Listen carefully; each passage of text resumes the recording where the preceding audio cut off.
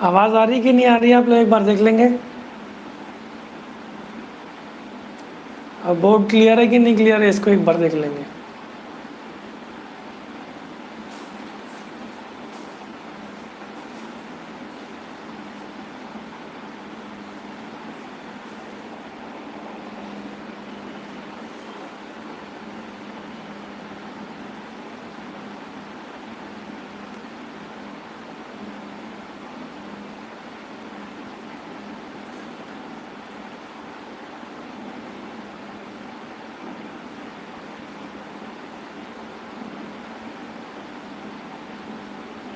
चलो, तो माइक्रोट्यूब्यूल्स के बारे में हम लोग आज पढ़ने वाले हैं, माइक्रोट्यूब्यूल्स के बारे में। और जो माइक्रोट्यूब्यूल्स है, इससे CSR नेट में एक क्वेश्चन ज़रूर आता है। और एक क्वेश्चन ज़रूर आने की वजह से मैं क्या बोल सकता हूँ कि यह टॉपिक इम्पॉर्टेंट हो जाता है। तो माइक्रोट्यूब्यूल्स के बारे में हम लोग अगर देखें तो यह सिलेंड्रिकल स्ट्रक्चर है। सिलेंड्रिकल स्ट्रक्चर होने के बावजूद भी इसमें जो हिस्सा है वो अंदर की तरफ हॉलो रहेगा। इसका मतलब क्या बोलना चाह रहा हूँ कि एक सिलेंड्रिकल स्ट्रक्चर है, अगर मैं इसको ऊपर से देखूँ तो अंदर का हिस्सा मेरे को बिल्कुल ही खाली दिखेगा। इस वजह से मैं क्या बोल सकता हूँ कि यह हॉलो रहेगा। ठीक है ना, ये कैसा रहेगा, यह हॉलो रहेगा। तो ये हॉलो सिलेंड्रिकल टाइप का स्ट्रक्चर है जिसका डायामीटर 25 नैनोमीटर रहेगा। 25 नैनोमीटर डायामीटर रहेगा। सब चीज़ों को अच्छे से याद रखते जाइए, ठीक है। और यह पूरा सिस्टम यूकैरियोट्स में प्रेजेंट रहेगा और सेल शेप और सेल मोटिलिटी को प्रमोट करेगा। मतलब इसका इम्पोर्टेंट रोल रहेगा सेल शेप में और सेल मोटिलिटी में। ठीक, तो यह बात थोड़ा सा इंट्रोडक्शन माइक्रोट्यूब्यूल्स के लिए। और हम लोग इस माइक्रोट्यूब्यूल्स के अब बेसिक स्ट्रक्चर की तरफ देखेंगे हम लोग कि ये वास्तव में किन किन प्रोटीन से बना हुआ है और इनका ऑर्गेनाइजेशन कैसा है इस सिलेंडर को बनाने के लिए। और हम ऐसा भी देखने की कोशिश करेंगे कि ये जो सिलेंडर है इसके ऊपर से यह स्ट्रक्चर कैसे दिखता है। ठीक है, चलो, तो यह एक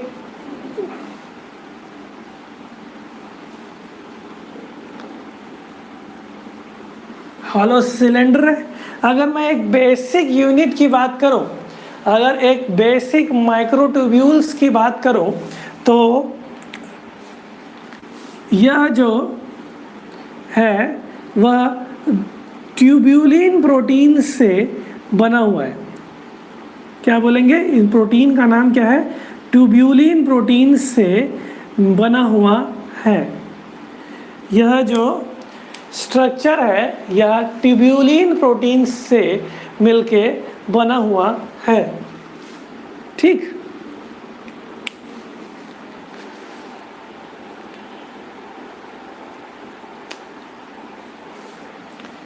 और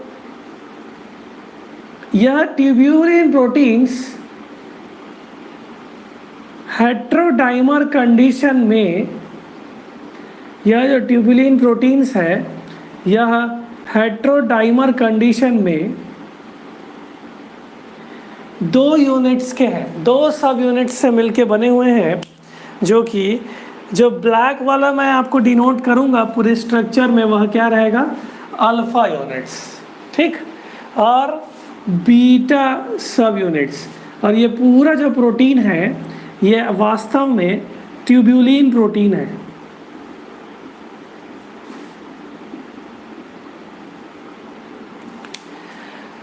तो कहने का अर्थ ये है कि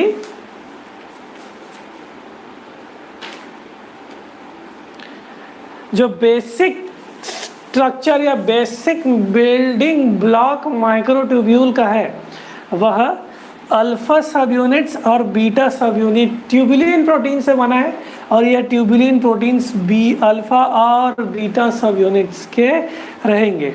ठीक, तो ये दोनों यूनिट का अगर मॉलिक्यूलर वेट देखूं तो 50 किलो डाल्टन के आसपास रहता है, और 50 kilo Dalton's alpha tubulin units और बीटा ट्यूबुलिन यूनिट से यह माइक्रोट्यूब्यूल्स का स्ट्रक्चर बना हुआ है।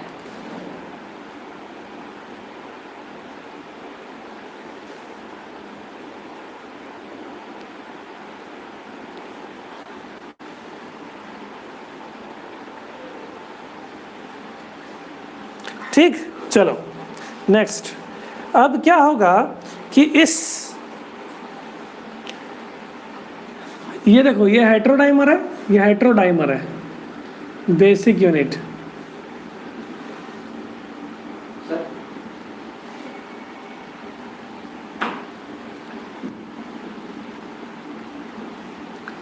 तो ये दो सब यूनिट्स का पॉलीमराइजेशन होगा। ये बेसिक यूनिट हुआ। अब यह अल्फ़ा बीटा सब यूनिट पॉलीमर्स के फॉर्म में, ऐसे बहुत सारे हमको अल्फ़ा बीटा सब यूनिट्स देखने को जॉइन किए हुए हमको देखने को मिलेंगे।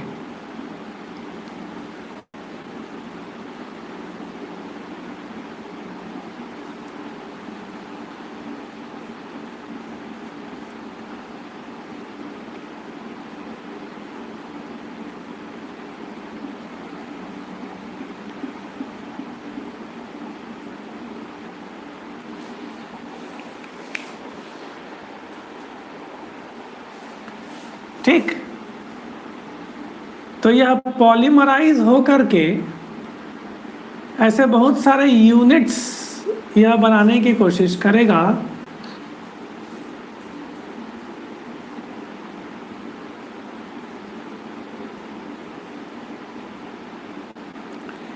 अब जो रेड वाला यूनिट्स है वह अल्फ़ा बीटा सब यूनिट है, और ब्लैक वाले जो यूनिट्स मैं आप लोगों को दिखाना चाह रहा हूँ वह अल्फ़ा सब यूनिट है। अब आप लोग याद रखे रहोगे कि यह जो पॉलीमर बना हुआ है, यह पॉलीमराइजेशन जो हुआ है,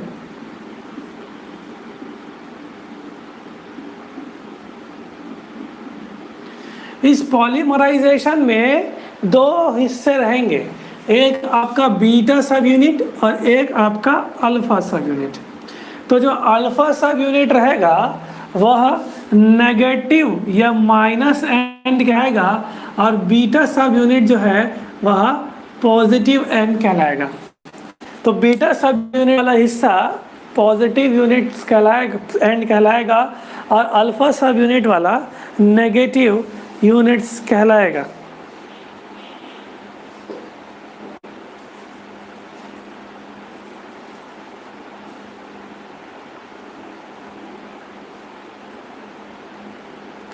ठीक, अब आप देखो, ये जो यूनिट्स है यह पॉलीमराइज हो करके इस फैशन को क्या बोलेंगे, हेड टू टेल।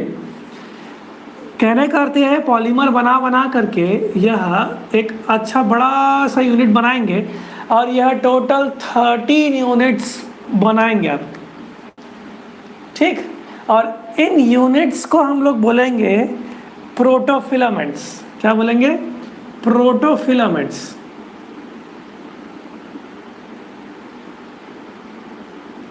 कितने होंगे, 13 प्रोटोफिलामेंट्स हम लोगों को देखने को मिलेंगे।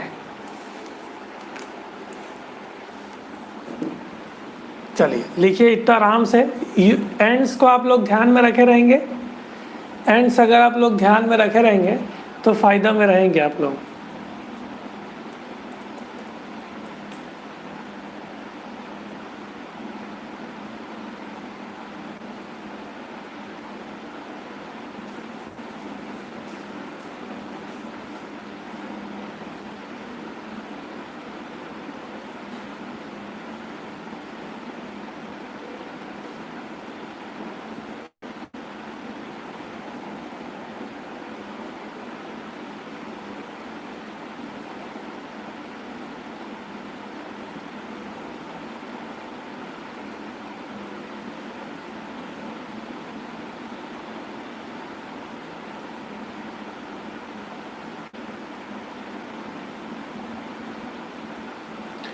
चलो ठीक, आगे बढ़ते हैं। अब इस प्रोटोफिलामेंट्स को आप लोगों को मैं बहुत अच्छे से और बताने का प्रयास करता हूँ कि वाकई में 13 प्रोटोफिलामेंट्स मैं किसकी बात कर रहा हूँ। ठीक, तो ये जो बेसिक सब यूनिट है, ये जो बेसिक सब यूनिट है, ये बेसिक सब यूनिट क्या करेंगे कि ये बेसिक सब यूनिट जो है, यह वास्तव में मैं बताने की कोशिश कर रहा हूँ कि वाकई में प्रोटोफिलामेंट्स और सिलेंड्रिकल स्ट्रक्चर कैसे बनेंगे। तो ये जो है यह बीटा सब यूनिट है। अब आप देखते जाइए कि क्या होने वाला है कि ये जो बेसिक सब यूनिट है वह सबसे पहले ये एक हुए, अब इनका अरेंजमेंट एक दूसरे के ऊपर इस तरह से होते जाएगा कि एक यूनिट हुआ, फिर एक सब यूनिट फिर आकर के अटैच हुआ, फिर एक सब यूनिट फिर अटैच हुआ आकर के, फिर एक सब यूनिट फिर हुआ अटैच। ठीक, और ये देखिए आप देख सकते हो कि एक एक सब यूनिट जो है, एक एक सब यूनिट जो है वह इस तरह से अरेंज होते जा रहा है, देख पा रहे। और इसके साथ साथ अल्फा सब यूनिट्स भी अरेंज होते जाएंगे।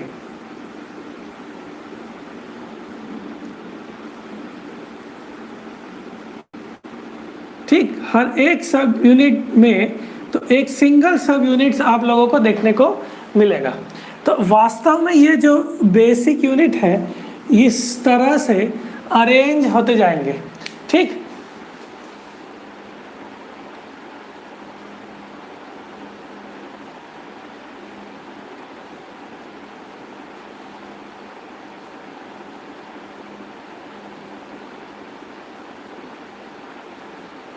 इस तरह से अरेंज होते जाएंगे।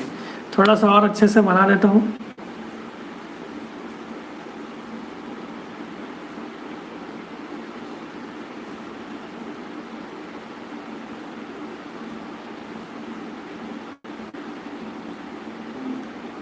तो आप देख सकते हो कि ये ऐसे स्टार्ट होते हुए ये आगे की तरफ बढ़ेगा।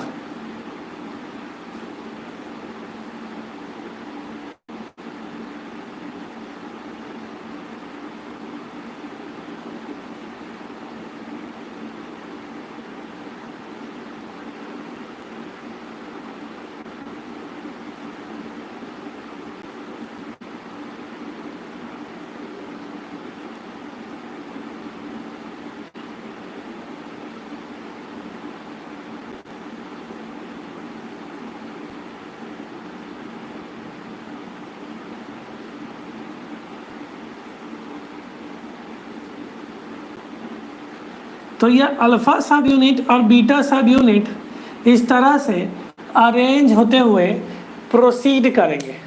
ठीक, और इस यूनिट को, इस फेज को हम लोग बोलेंगे न्यूक्लिएशन। क्या बोलेंगे? न्यूक्लिएशन। इसको अपन क्या बोलेंगे? न्यूक्लिएशन।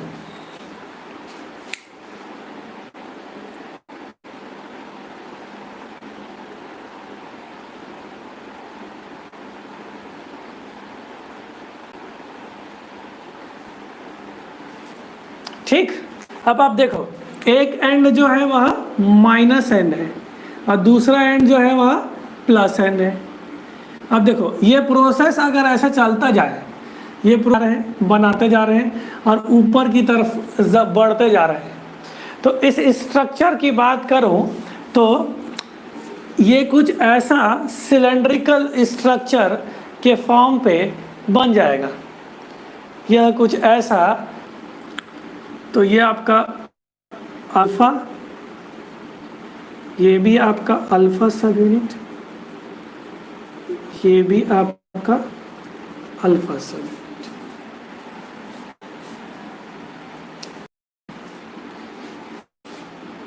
पहले मैं अल्फा सब यूनिट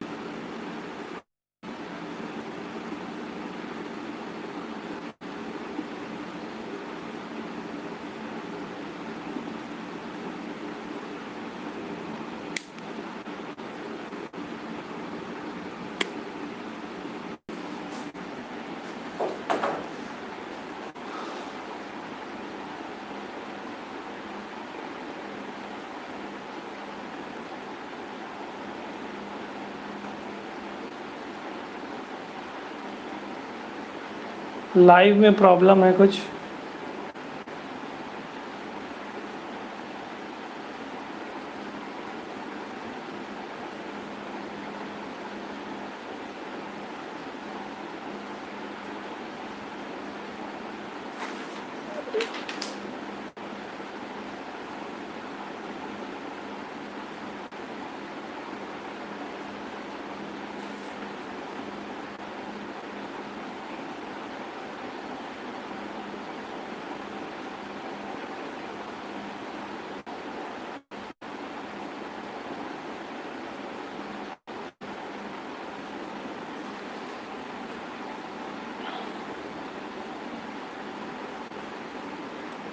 अब हो रही कि नहीं हो रही है?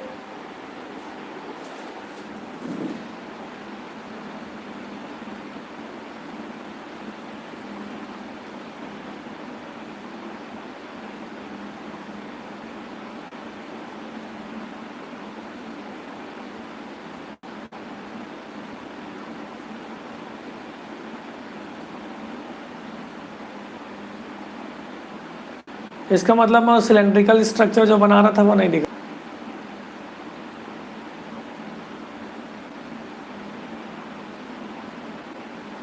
चलो, मैं बात कर रहा था कि यह यूनिट्स इस तरह से ऐसे अरेंज करते हुए यह पूरा एक सिलेंड्रिकल स्ट्रक्चर बना देगा। ठीक, तो कैसे बात करने की कोशिश कर रहा हूँ कि अगर मैं कुछ एक पेपर लेने की कोशिश करूँ और उस पेपर से समझाने की कोशिश करूँ, तो आप देख लीजिए कि यह जो यूनिट है, ये मान के चलो बेसिक सब यूनिट है, और यह बेसिक सब यूनिट एक सब यूनिट मान के चलो कि ये जो एक सब यूनिट है, ये जो एक सब यूनिट है इतने वाले हिस्से फिलहाल। ठीक, ये ट्यूबलिन का एक बेसिक सब यूनिट है, और यह ट्यूबलिन का बेसिक सब यूनिट इस तरह से अरेंज होते जाएगा। ये एक सब यूनिट हुआ, ये दूसरा, ये खुलने जैसा नहीं होगा, ये पूरे सब यूनिट्स अटैच हुए।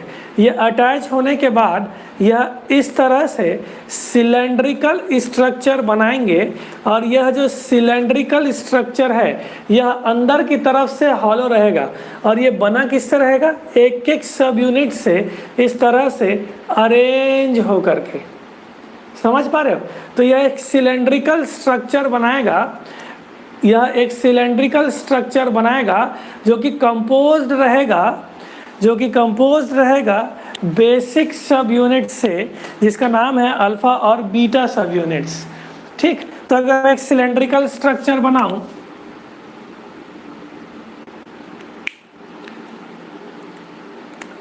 या एक सिलेंड्रिकल स्ट्रक्चर में बनाऊं, और इस सिलेंड्रिकल स्ट्रक्चर में यह अरेंजमेंट हो करके एक हॉलो सिलेंडर बनाने का प्रयास करेगा, तो मैं क्या बोल सकता हूँ कि आप देखिए कि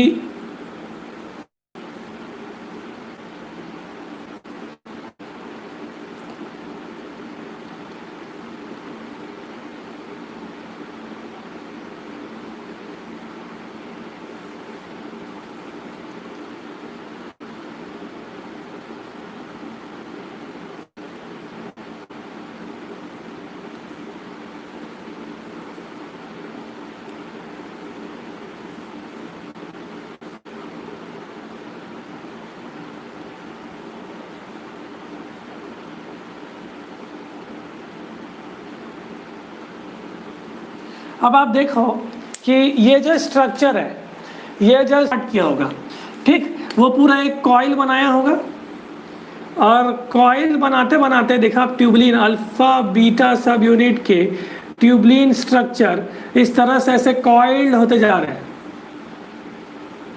है ना? इस तरह से ऐसे कॉइल्ड होते जा रहे हैं, और कॉइल्ड हो करके ये सिलेंड्रिकल स्ट्रक्चर बना रहे हैं, या एक सिलेंड्रिकल स्ट्रक्चर बना रहे हैं। तो मैं क्या बोलूँगा कि यह माइक्रो पॉलीमराइजेशन हो रहा है, न्यूक्लिएशन का प्रोसेस। तो आप देख सकते हो कि इसने पूरा एक सिलेंड्रिकल स्ट्रक्चर बना लिया और जो अंदर वाले हिस्सा है यह हॉलो है। कैसा रहेगा? हॉलो।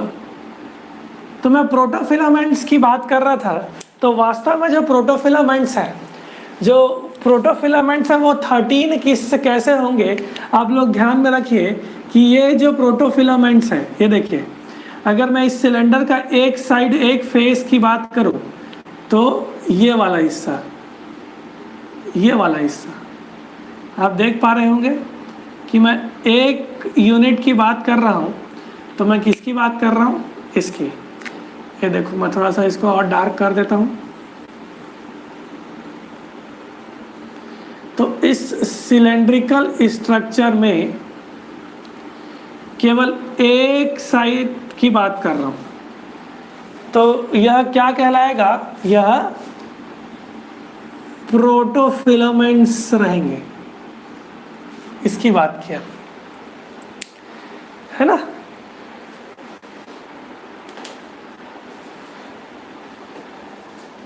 दूसरा कलर यूज करना चाहिए था उससे। तो आप देख सकते हो कि ये सिलेंड्रिकल स्ट्रक्चर बनने के बाद अगर मैं एक रो की बात करूं, सब यूनिट से मिलकर बना हुआ है, उसको हम लोग क्या बोलेंगे? प्रोटोफिलामेंट्स। और यह प्रोटोफिलामेंट्स के दो हिस्से होंगे, एक प्लस एंड और एक माइनस एंड। तो इस सिलेंड्रिकल स्ट्रक्चर में भी आप देख सकते हैं एक माइनस एंड और एक प्लस एंड। इतने सारे एंड्स आप लोगों को देखने मिल गए। तो एक माइक्रोट्यूब्यूल का बेसिक सब यूनिट जो है वह अल्फा और बीटा सब यूनिट है। बीटा सब यूनिट जो है वह प्लस एंड कहलाएगा और जो अल्फा सब यूनिट है वह माइनस एंड कहलाएगा।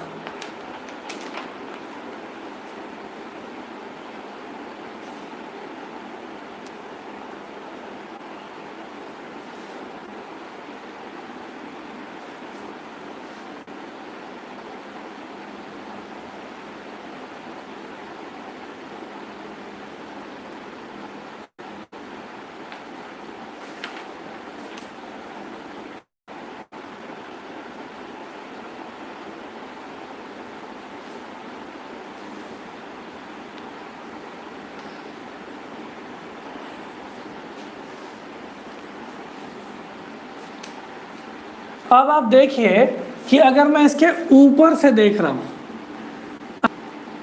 ऊपर से देख रहा हूं, तो मेरे को किस प्रकार का स्ट्रक्चर देखने को मिलेगा? तो मेरे को स्ट्रक्चर जो देखने को मिलेगा वह कैसा रहेगा? वह कैसा रहेगा? ये देखिए, 13 स्ट्रक्चर, 2 3 4 5 6 7 8 9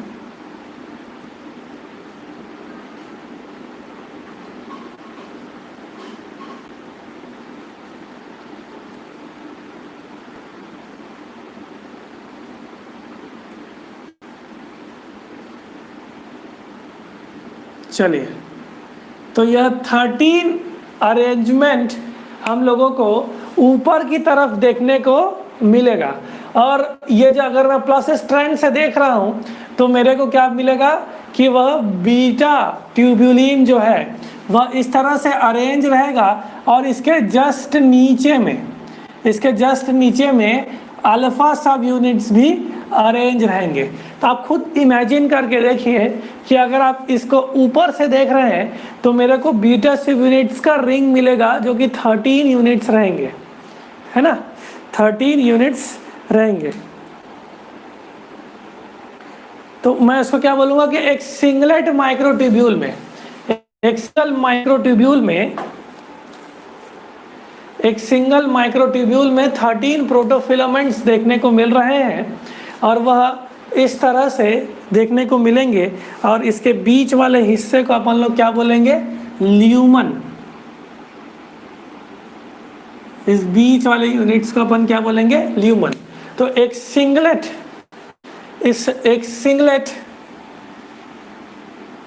माइक्रोट्यूब्यूल आपके सामने देखने को मिला, जिसको अपन लोग क्या बोले, प्रोटोफिलामेंट्स। तो 13 प्रोटोफिलामेंट्स कॉमन है, ठीक। 13 प्रोटोफिलामेंट्स कॉमनली हम लोगों को मिलेंगे, लेकिन कुछ जगह यह प्रोटोफिलामेंट्स हम लोगों को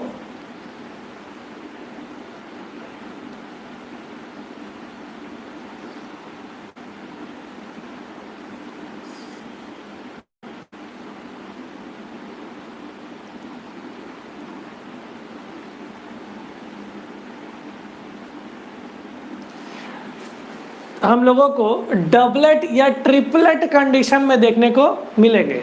उस अरेंजमेंट को देखने की कोशिश करते हैं। अगर एक सब यूनिट की बात करूं तो वह 13 प्रोटोफिलामेंट्स से बना हुआ रहेगा। मान के चलिए 13 ये, ठीक। यह प्रोटोफिलामेंट्स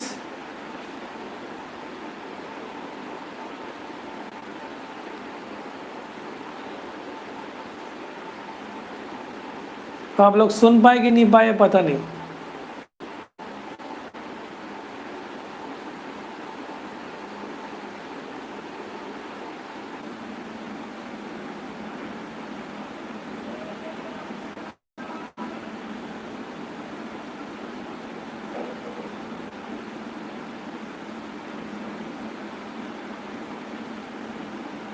तो ये थोड़ा नेटवर्क इशू है।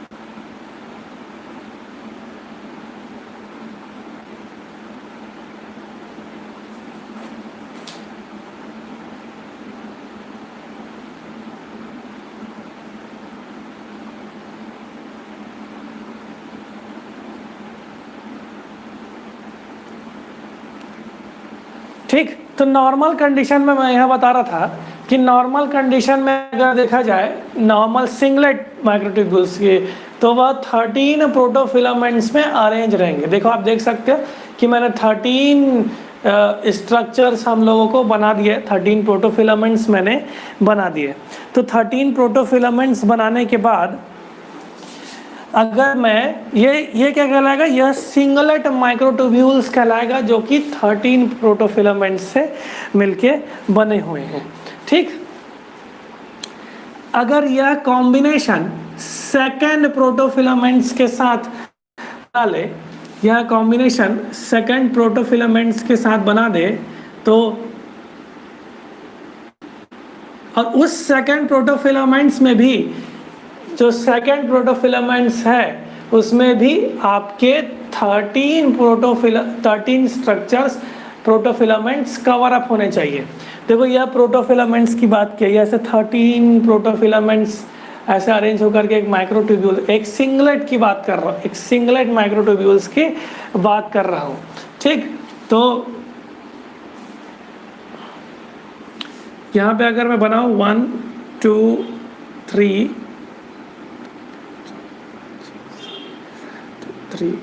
4 5 6 7 8 9 10,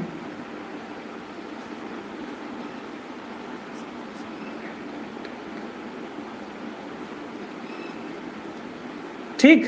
अगर एक सिंगलेट माइक्रोट्यूब्यूल्स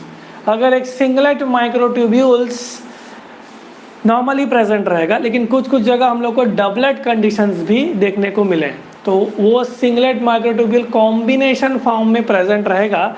तो डबलेट केस क्या होगा, या 13 प्रोटोफिलामेंट्स है, तो यहाँ से 1 2 3 4 5 6 7 8 9 10 11 12 13, तो यह माइक्रोट्यूब्यूल्स अब क्या कहलाएगा, डबलेट कंडीशन। क्या कहलाएगा, डबलेट कंडीशन। तो डबलेट माइक्रोट्यूब्यूल्स में क्या होता है कि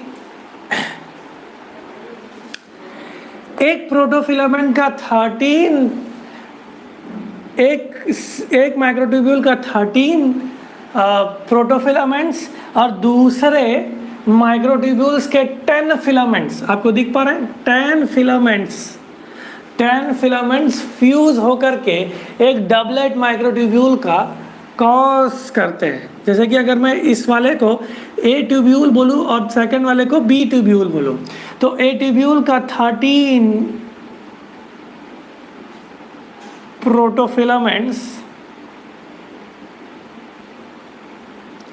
वह सेकेंड वाले के बी के 10 प्रोटोफिलामेंट्स में अरेंज रहेंगे। तो यह क्या बना लिया, डबलेट कंडीशन।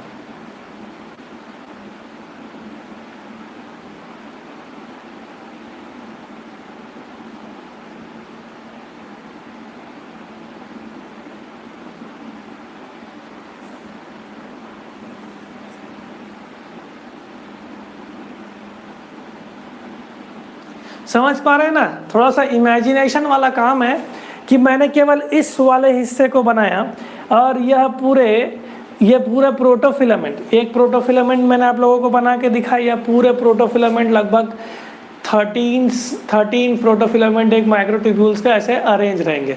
उसके ऊपर से मैं देख रहा हूँ तो मेरे को 13 प्रोटोफिलामेंट्स देखने को मिल रहे हैं। ये 13 प्रोटोफिलामेंट, ये वाला जगह सिंगल हो गया तो ये क्या हो गया, सिंगलेट स्टेज, और ये दोनों रह गया वह डबलेट स्टेज कहलाएगा।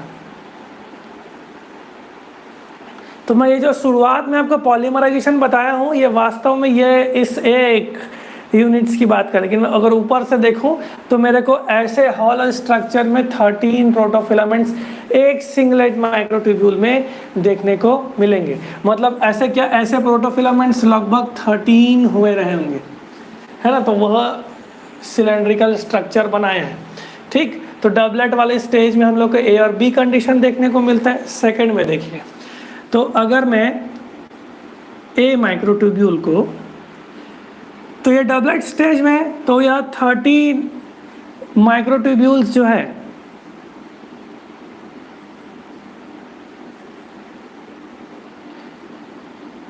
वह डबलेट स्टेज के साथ साथ या डबलेट स्टेज के साथ साथ ट्रिपलेट स्टेज में भी पहुंच सकते हैं।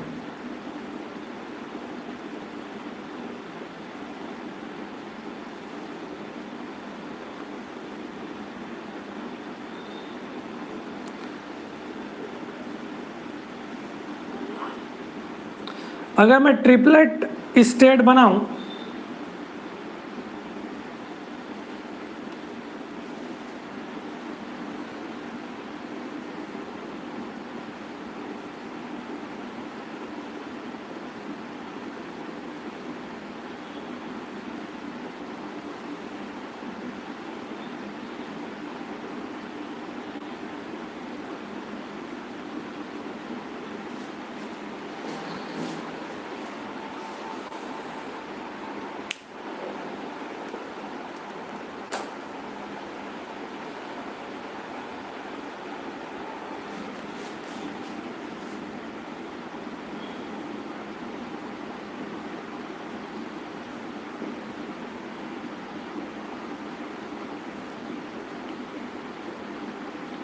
तो ये डबलेट स्टेज हुआ। अगर मैं इसका ट्रिपलेट स्टेट बनाऊं, ये ए ट्यूब्यूल हुआ, बी ट्यूब्यूल हुआ, डबलेट स्टेज हुआ ये वाला। अगर मैं इसका ट्रिपलेट स्टेज बनाऊं तो 3 फिलामेंट्स इसके और यूज होंगे और यह ट्रिपलेट कंडीशन भी बना लेगा। ठीक, तो 1 2 3 4 5 6 7 13 प्रोटोफिलामेंट्स हम लोगों के कवर अप होने चाहिए। कितने? 13 फिलामेंट्स हम लोगों को कवर अप होने चाहिए। 8, थोड़ा छोटा कर लेता हूँ, 6 7 8 9 10। ठीक, तो यह ट्रिपलेट स्टेट कहलाएगा। इसमें हुआ क्या है कि एक ट्यूब्यूल के 13 प्रोटोफिलामेंट्स है, बाकी 2 ट्यूब्यूल्स के 10 प्रोटोफिलामेंट्स फ्यूज होकर के वह ट्रिपलेट कंडीशन बना दिया। तो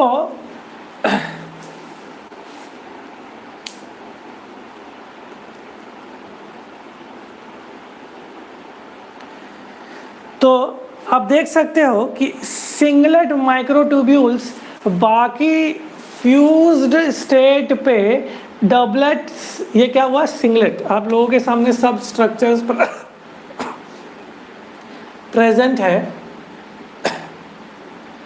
सिंगलेट स्टेट या फ्यूज्ड होकर के डबलेट स्टेट या ट्रिपलेट स्टेट के कंडीशंस बना सकते हैं। अब आप सोचो कि माइक्रोट्यूब्यूल्स कितने सारे अरेंज होकर के डबल भी हो सकते हैं, तो डबलेट कंडीशन, ट्रिपलेट कंडीशन भी बना सकते हैं।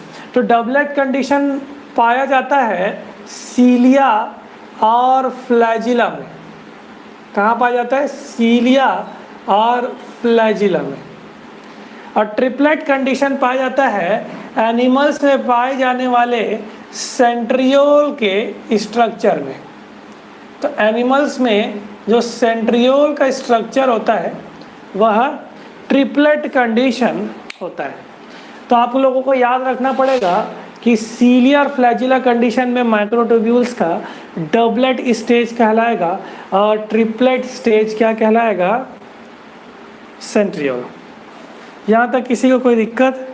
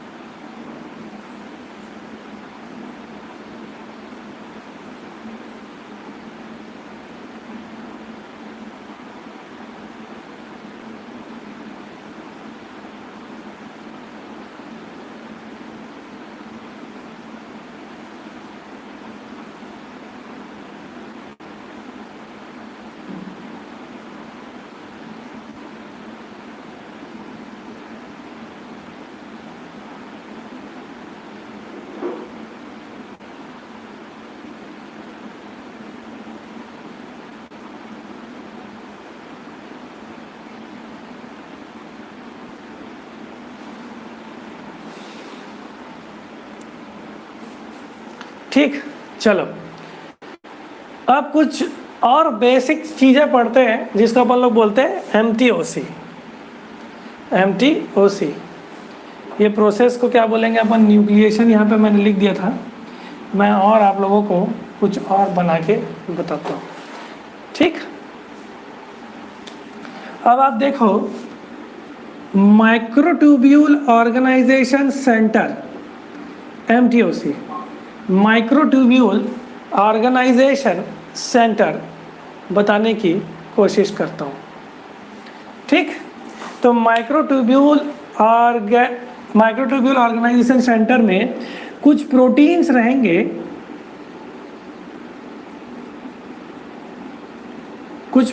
रहेंगे, और इसमें इन्वॉल्वमेंट रहेगा अल्फा बीटा हो गया तो गामा ट्यूब्यूलिन का।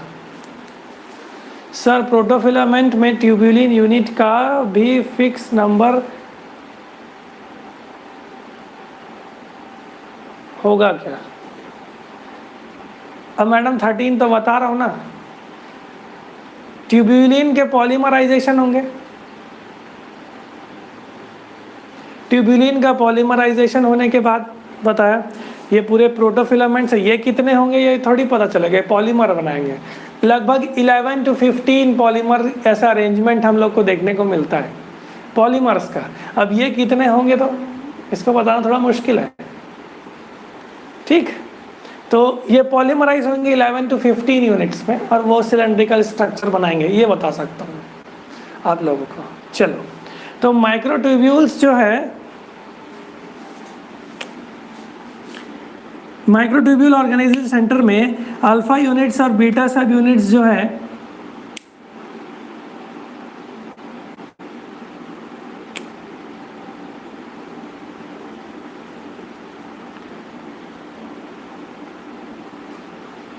इसको ब्लू में बनाते हैं। अगर हमारे पास ब्लू है तो अच्छा लगेगा। है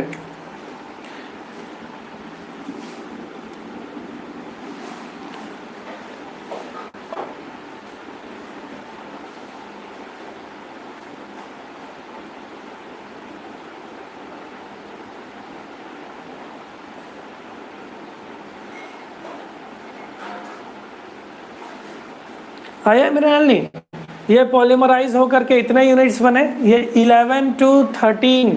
अब ये पॉलीमर कितने बनेंगे बताना थोड़ा मुश्किल हो जाता है ना, पॉलीमर्स कितने हैं, ये थोड़ा सा फिक्स नंबर नहीं पता मेरे को भी। लेकिन यह जो प्रोटोफिलामेंट्स है वो 13 to 15 होकर के वो सिलेंड्रिकल स्ट्रक्चर को बनाएंगे। अरे यार,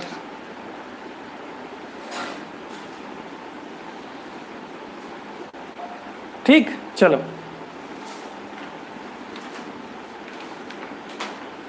तो नेक्स्ट देखते हैं कि, अरे यार चलता नहीं है, मार्कर नहीं चल रहा है अभी, ये वाला चले शायद। हाँ, तो अल्फा सब यूनिट बीटा ट्यूबुलिन दोनों ही बात कर लिए। तो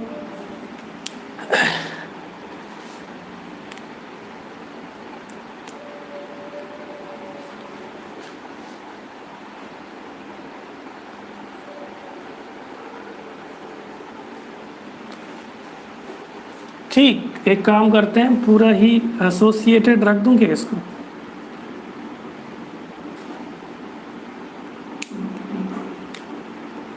ब्लू में एकदम अच्छे से दिख नहीं रहा है वीडियो में।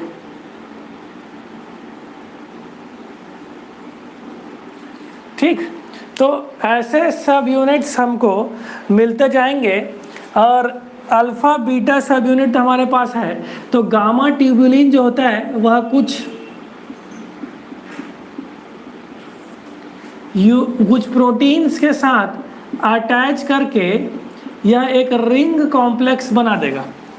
क्या बनाएगा? एक रिंग कॉम्प्लेक्स बना देगा। जैसे कि ये गामा ट्यूबुलिन हुआ, यह भी गामा ट्यूबुलिन हुआ, यह भी गामा ट्यूबुलिन हुआ, ये भी गामा ट्यूबुलिन हुआ, और ये गामा ट्यूबुलिन हुआ। और इस गामा ट्यूबुलिन में प्रोटीन्स अटैच है, आप देख सकते हो, ये प्रोटीन्स इसमें अटैच रहेंगे, और यह एक रिंग कॉम्प्लेक्स बना देगा। यह एक रिंग कॉम्प्लेक्स बना देगा। ये अटैच हो गए, मतलब ये ऐसा करके अरेंज रिंग स्ट्रक्चर बनाएगा। इमेजिन करिए कि ये एक गामा ट्यूबुलिन हुआ, ये एक अरेंज होकर के एक सर्कल स्ट्रक्चर बना दिया, रिंग स्ट्रक्चर। अब इससे माइक्रोट्यूब्यूल्स जो है, इस वाले यूनिट से माइक्रोट्यूब्यूल्स जो अल्फा बीटा गामा सब यूनिट है ना, मतलब अल्फा और बीटा ट्यूबुलिन ये यूनिट्स हैं, वह इसके ऊपर न्यूक्लिएशन का प्रोसेस करेंगे। इसके ऊपर न्यूक्लिएशन का प्रोसेस करेंगे, मतलब गामा सब यूनिट ने रिंग कॉम्प्लेक्स बनाया, अब इसके ऊपर वह ये वाला प्रोसेस को करेंगे। और जनरली जो गामा सब यूनिट होता है वह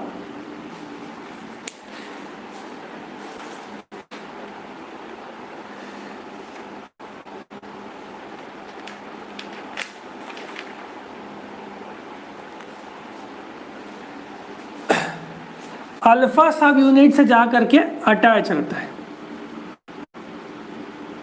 किस यूनिट के पास जाके अटैच रहता है? अल्फा सब यूनिट्स के पास जा करके अटैच रहता है। ठीक, बीटा के पास पॉजिटिव एन और अल्फा के पास नेगेटिव एन। तो यह पूरा रिंग स्ट्रक्चर जा करके इस पूरे अरेंजमेंट में बैठ जाएगा। तो आप देख सकते हो, अगर मैं एक थोड़ा सा हाइपोथेटिकल डायग्राम बनाऊं तो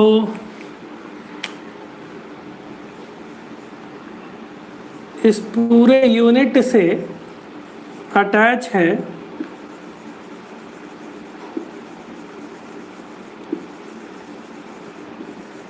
गामा सब यूनिट, गामा ट्यूबुलिन,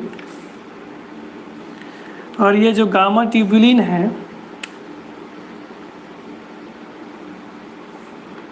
ये उसके प्रोटीन्स,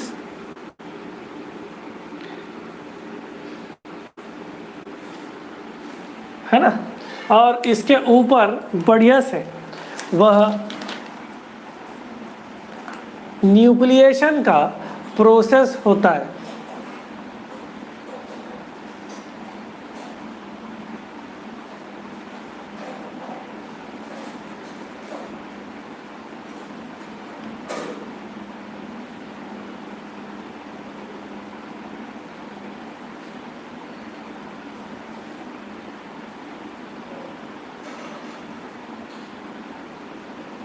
तो आप देख सकते हो, क्या देख सकते हो कि सबसे पहले जब माइक्रोट्यूब्यूल्स का फॉर्मेशन हुआ होगा तो एमटीओसी का सबसे पहले एमटीओसी का सबसे पहले फॉर्मेशन हुआ होगा। ठीक, तो सबसे पहला जो फॉर्मेशन माइक्रोट्यूब्यूल्स में होता है वह सबसे पहला फेज कहलाता है न्यूक्लिएशन फेज। उसमें क्या होता है कि गामा ट्यूबुलिन जो है, एमटीओसी जो है, माइक्रोट्यूब्यूल ऑर्गेनाइजेशन सेंटर, इस न्यूक्लिएशन के प्रोसेस को स्टार्ट करता है। इस न्यूक्लिएशन के प्रोसेस को स्टार्ट करता है। इसको अपन लोग बोलेंगे सीड। क्या बोलेंगे? सीड। इस सीड के ऊपर स्टेब्लिश होते जाएगा क्या पूरे स्ट्रक्चर। तो सबसे पहले क्या होगा, गामा ट्यूबुलिन कॉम्प्लेक्स में आए होंगे ये, उसके बाद ये जो सीड से माइनस एंड में अटैच होंगे, ये सीड से माइनस एंड में अटैच होंगे, और उसके बाद फिर पॉलीमराइजेशन हो करके, मतलब ये जो अरेंजमेंट है ये पूरा सिलेंड्रिकल स्ट्रक्चर में आएंगे, जिसको हम लोग न्यूक्लिएशन फेज बोलेंगे। तो शुरुआत में जो न्यूक्लिएशन का प्रोसेस है वह स्लो होगा, इस कारण से बोलते हैं कि उस समय लैग टाइम का लैग फेज रहेगा। जो शुरुआत की बात की, जब सीड की बात की, उसके बाद फिर न्यूक्लिएशन का प्रोसेस फास्टर हो जाता है और वह सिलेंड्रिकल स्ट्रक्चर बना देता है। ठीक, चलिए इतना समझ में आया।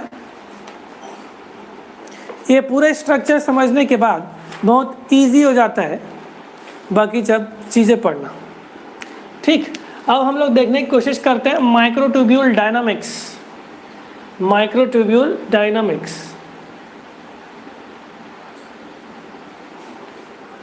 चलो इसी में ही मर्ज करने की कोशिश करता हूँ। चलो अब आप देखो, जो ट्यूबुलिन का बीटा सब यूनिट है और अल्फा सब यूनिट है वह जीटीपी बाउंड प्रोटीन्स है। GTP bound proteins,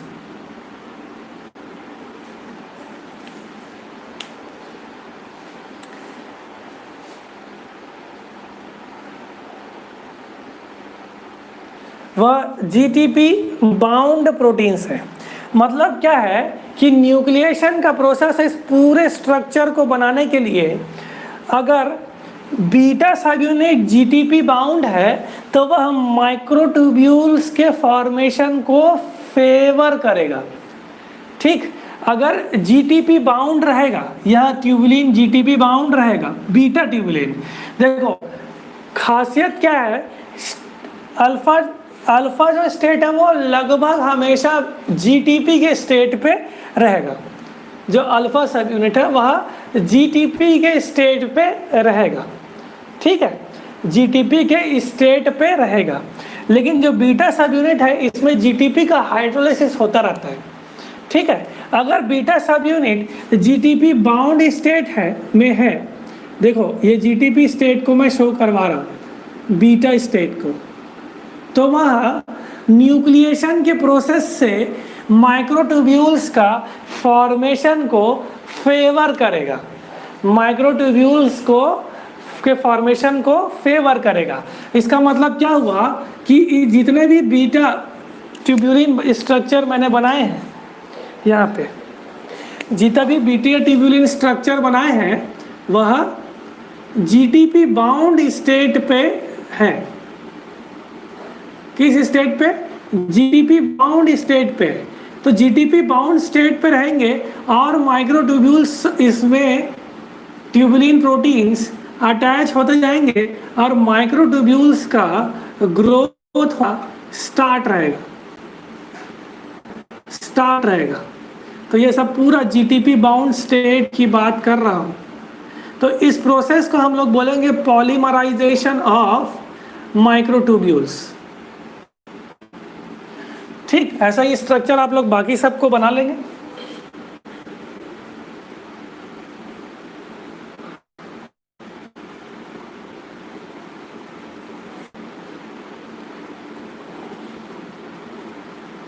beta tubulin है।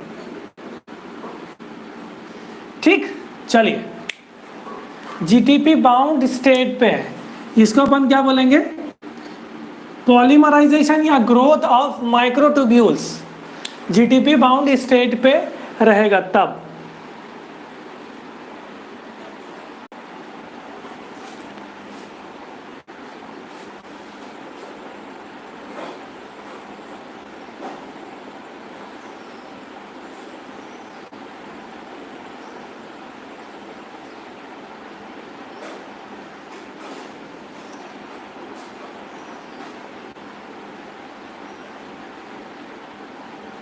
चलो, थोड़ा सा नेटवर्क ड्रॉप हो गया था, थोड़ा सा धैर्य बना बना करके पढ़े।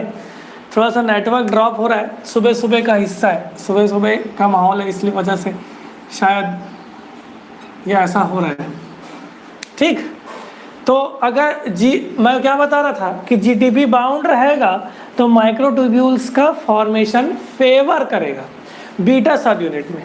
अल्फा सब यूनिट से उतना ज़्यादा हम लोगों को लेना देना नहीं रहता, लेकिन बीटा सब यूनिट जो है वह जीटीपी बाउंड स्टेट पे रहेगा, तो वह इस प्रोसेस को फेवर करेगा, माइक्रोट्यूब्यूल्स की ग्रोथ करेगा। इस चीज़ को आप लोग ध्यान पे रखे रहना। ठीक, नेक्स्ट देखिए, अगर जीटीपी हाइड्रोलिसिस हुआ तो माइक्रोट्यूब्यूल की कंडीशंस क्या होना चाहिए? ठीक, अगर जीटीपी हाइड्रोलिसिस हुआ तो माइक्रोट्यूब्यूल्स का कंडीशन क्या होना चाहिए?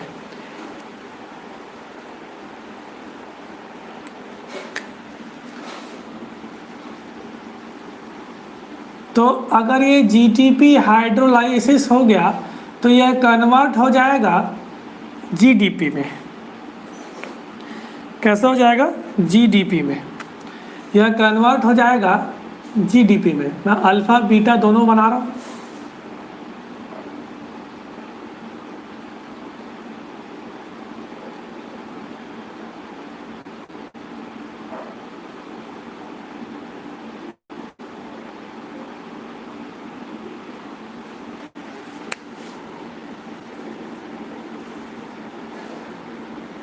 अच्छा, एक काम करते हैं, थोड़ा सा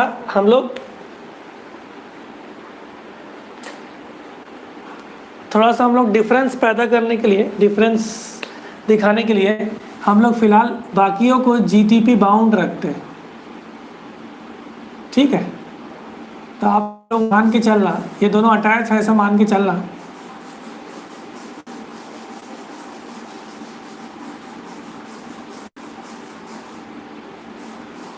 जो रेड कलर का है वह जीटीपी बाउंड ट्यूबुलिन प्रोटीन है।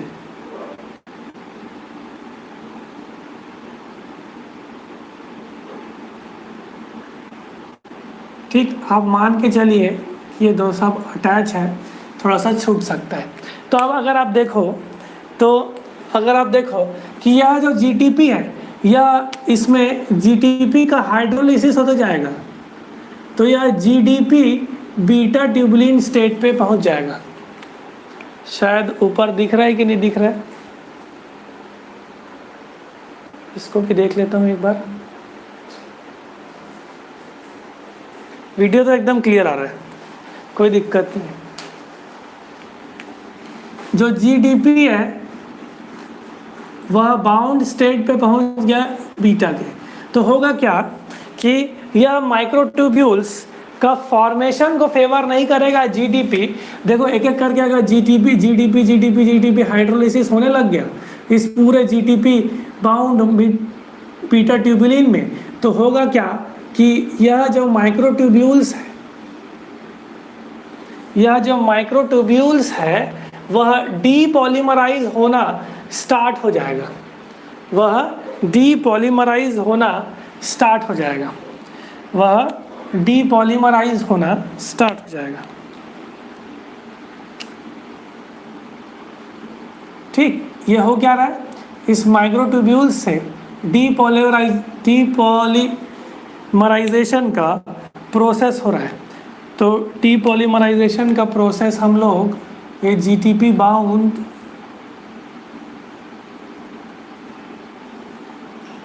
देखो जस्ट उल्टा हो गया कहानी।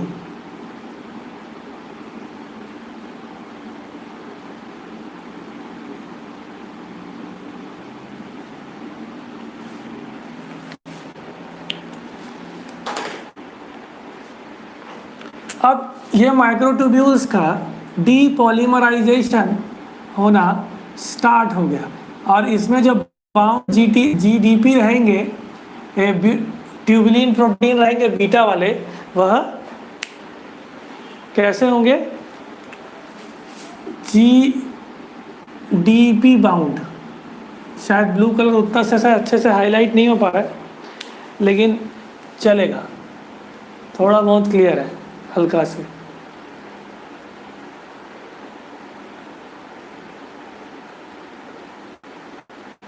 है ना, 720 में करके देखेंगे तो बहुत अच्छे से दिखेगा आप लोगों को। थोड़ा सा मैं इसको डार्क करने की कोशिश करता हूँ। हम लोग के पास ब्लू वाला भी है, एक मिनट मैं उसको डार्क कर देता हूँ।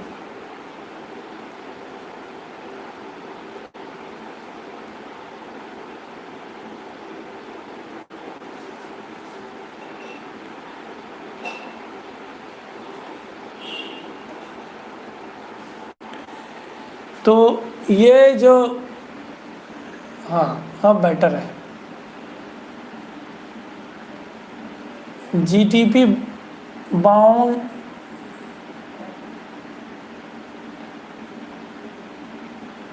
हाइड्रोलिसिस हुआ।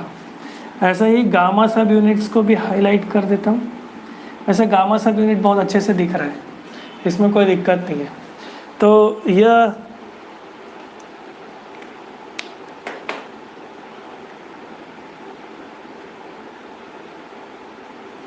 तो आप देख सकते हो कि माइक्रोट्यूब्यूल्स जो है, ऐसा नहीं है कि केवल एक ही एंड से निकलेगा, प्लस एंड से, वह माइनस एंड से भी निकलता है, वह माइनस एंड से भी निकलेगा। अब ध्यान देने वाली बात आप लोग देखिए कि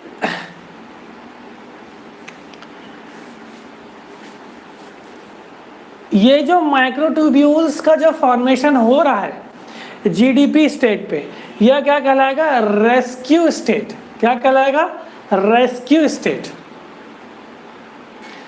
माइक्रोट्यूब्यूल्स का जीडीपी फेवर करके इसमें माइक्रोट्यूब्यूल्स और ऐड होते जा रहे हैं। इसका मतलब क्या, इसमें और माइक्रोट्यूब्यूल्स ऐड होते जाएंगे तो बीटा सब यूनिट जीटीपी स्टेट पर रहेगा। उस स्टेट को अपन लोग क्या बोलेंगे, रेस्क्यू स्टेट।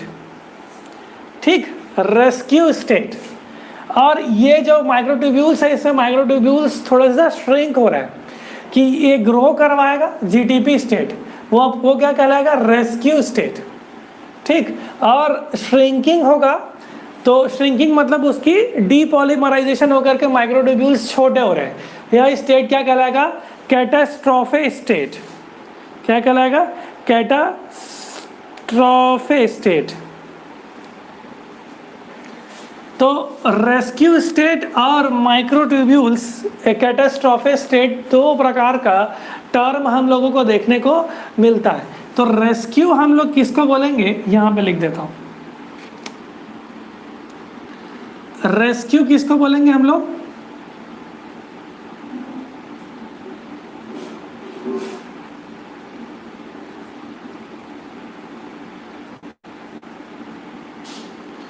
और कैटास्ट्रोफे किसको बोलेंगे।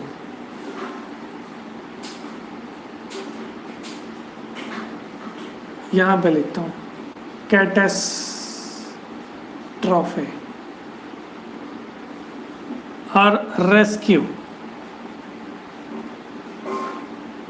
रेस्क्यू में क्या होगा कि न्यू ट्यूबुलिन प्रोटीन्स, नए ट्यूबुलिन प्रोटीन्स माइक्रोट्यूब्यूल्स के टिप पे ऐड होते जाएंगे। देखो ये ऐसे अरेंज हो करके ये इसके टिप स्टैंड पहुंचेगा ना, तो यह अरेंज हो करके यह बीटा बाउंड ट्यूबुलिन प्रोटीन से इसके ऊपर अटैच होता जाएगा।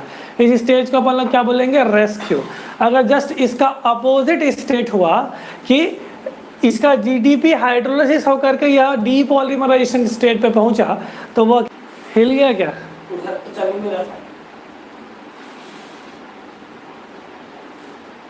चलो, तो रेस्क्यू स्टेट वह होगा जीटीपी बाउंड ट्यूबुलिन, लिख सकते हो। रेस्क्यू स्टेट क्या हुआ, GTP bound tubulin, addition of GTP bound tubulin to the tip of microtubules, to the tip of microtubules. ये क्या कहलाएगा, रेस्क्यू स्टेट। ठीक। श्रिंकिंग ऑफ माइक्रोट्यूब्यूल्स, पहले ग्रोथ हुआ, स्विच किया कि ग्रोथ होने के बाद अगर उसको स्विच करना है तो switch from growth to shrinking क्या कहलाएगा, कैटास्ट्रोफे स्टेज। ग्रोथ को अपन लोग रेस्क्यू बोल रहे हैं और श्रिंकिंग वाले स्टेज को, ग्रोथ से श्रिंकिंग की तरफ जा रहा है, तो वह कैटास्ट्रोफे स्टेट कहलाएगा।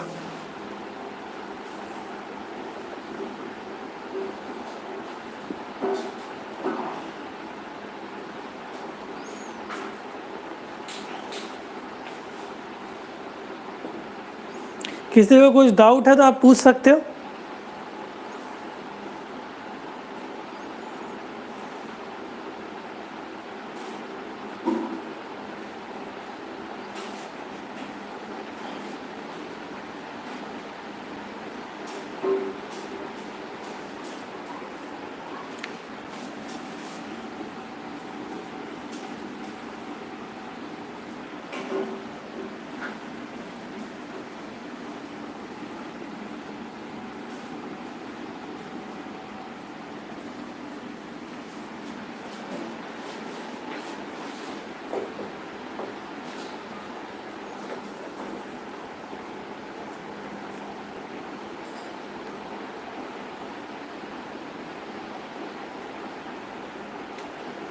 ठीक।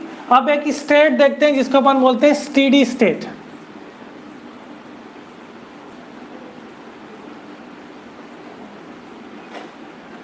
मैं कहने का मतलब ये बता रहा हूं कि जो प्लस एंड है वहां पे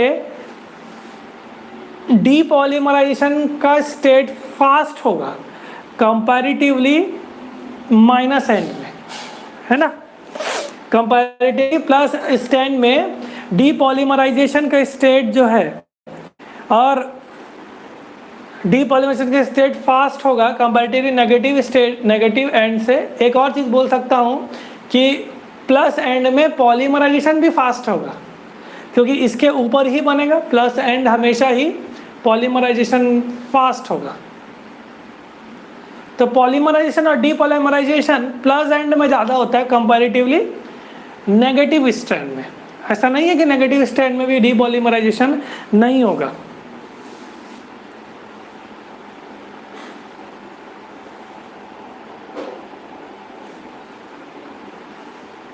ठीक।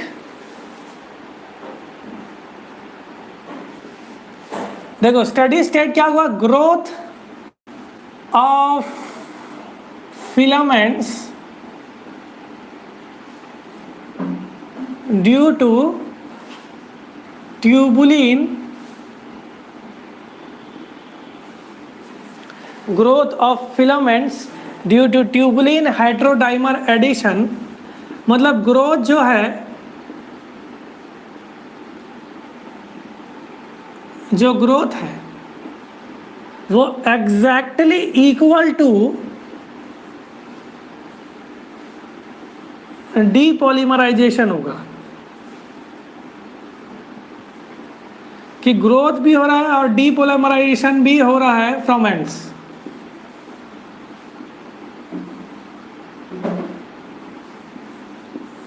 तो उसको अपन लोग क्या बोलेंगे कि growth of filaments due to tubulin addition is exactly equal to depolymerization from ends growth भी हो रहा है, जितना ग्रोथ हो रहा है उतना डीपोलराइजेशन हो रहा है, डीपॉलीमराइजेशन हो रहा है।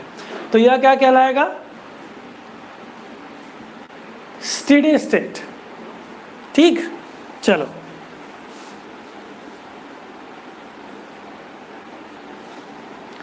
अब आप देखो, एक और टर्म आता है जिसका अपन बोलते हैं क्रिटिकल कंसंट्रेशन।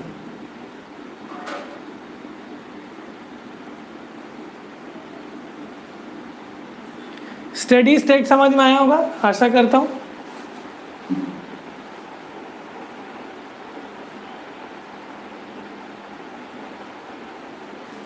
अब स्टेडी स्टेट में कितने फ्री ट्यूबुलेंस बच गए? स्टेडी स्टेट में कितने फ्री ट्यूबुलेंस बच गए कि एग्जैक्टली ग्रोथ और डिपोलराइजेशन इक्वल हो गया? तो एक निश्चित अमाउंट हमारे पास है, उस निश्चित स्टेडी स्टेट में कितने फ्री ट्यूबुलेंस बच गए, वह क्या कहलाएगा? Critical concentration. ठीक है, free tubulin left after steady state क्या कहलाएगा? Critical concentration. तो आप लोगों के पास दो टर्म है, स्टेडी स्टेट जिसमें पॉलीमराइजेशन और डीपॉलीमराइजेशन एग्जैक्टली इक्वल है, और उस स्टेडी स्टेट में फ्री ट्यूबुलेंस कितने बच गए, यह क्या कहलाएगा? Critical concentration.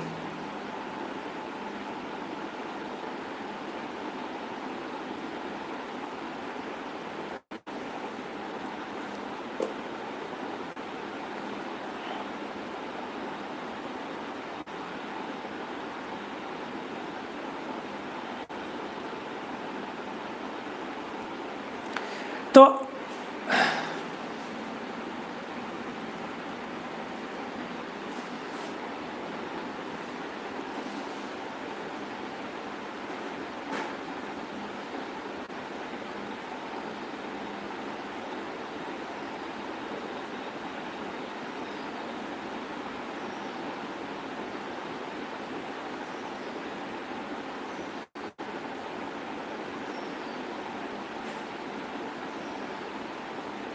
क्रिटिकल कंसंट्रेशन, अच्छा स्टेडी स्टेट समझ में आएगा तो क्रिटिकल स्टेट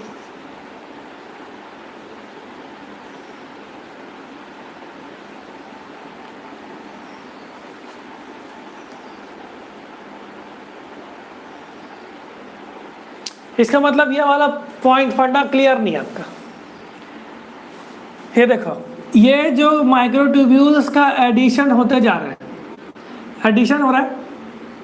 अब इसके एंड्स में ये एंड हुआ, वैसे ही ट्यूबुलिन, बीटा ट्यूबुलिन का पॉजिटिव एंड भी रहेगा, तो इसके एंड्स में डीपोलराइजेशन भी हो रहा है।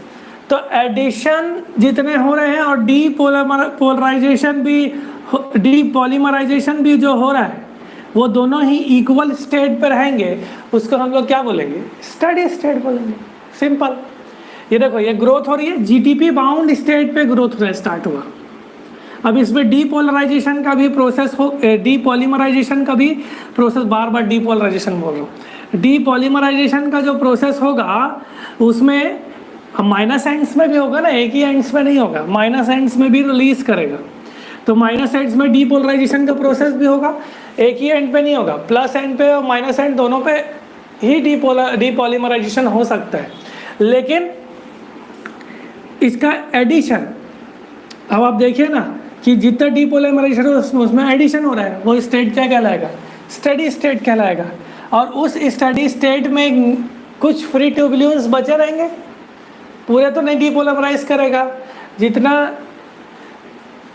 पूरा हाँ ठीक है, डीपॉलीमराइज तो पूरा एक ही नहीं करेगा, है ना, पूरा तो खाली नहीं कर देगा, वो एडिशन भी करेगा, तो इक्वल होगा। तो जितने फ्री ट्यूबुलेंस बचेंगे वो क्या कहलाएंगे? Critical concentration.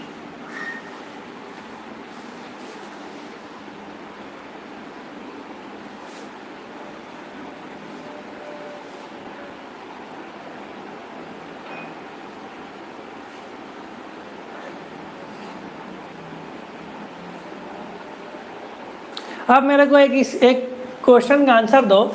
अगर क्रिटिकल कंसंट्रेशन से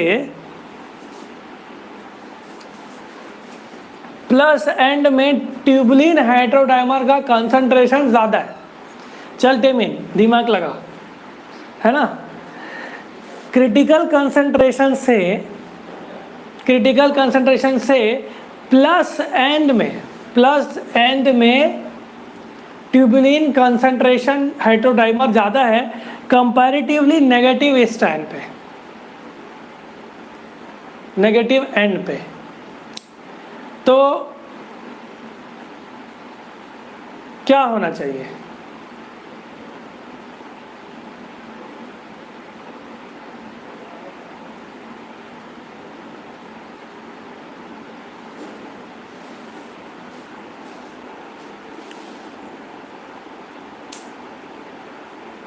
प्लस एंड की तरफ ग्रोथ होगा कि नहीं होगा?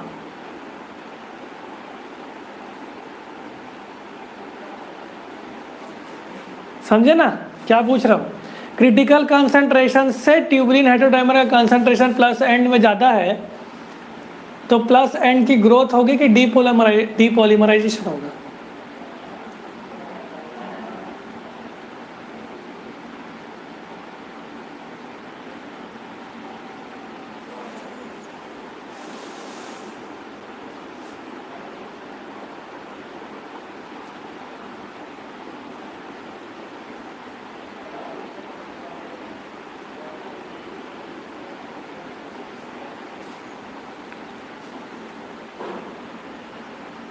नहीं समझे?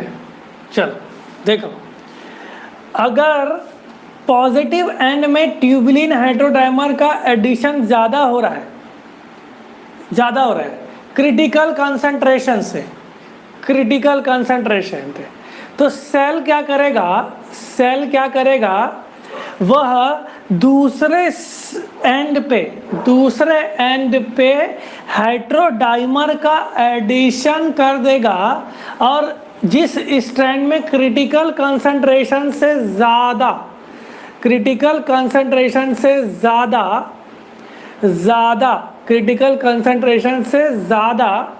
हेटेरोडाइमर रहेंगे, उसको वह डीपॉलीमराइज कर देगा। एक निश्चित अमाउंट होना चाहिए। अगर एक एंड में क्रिटिकल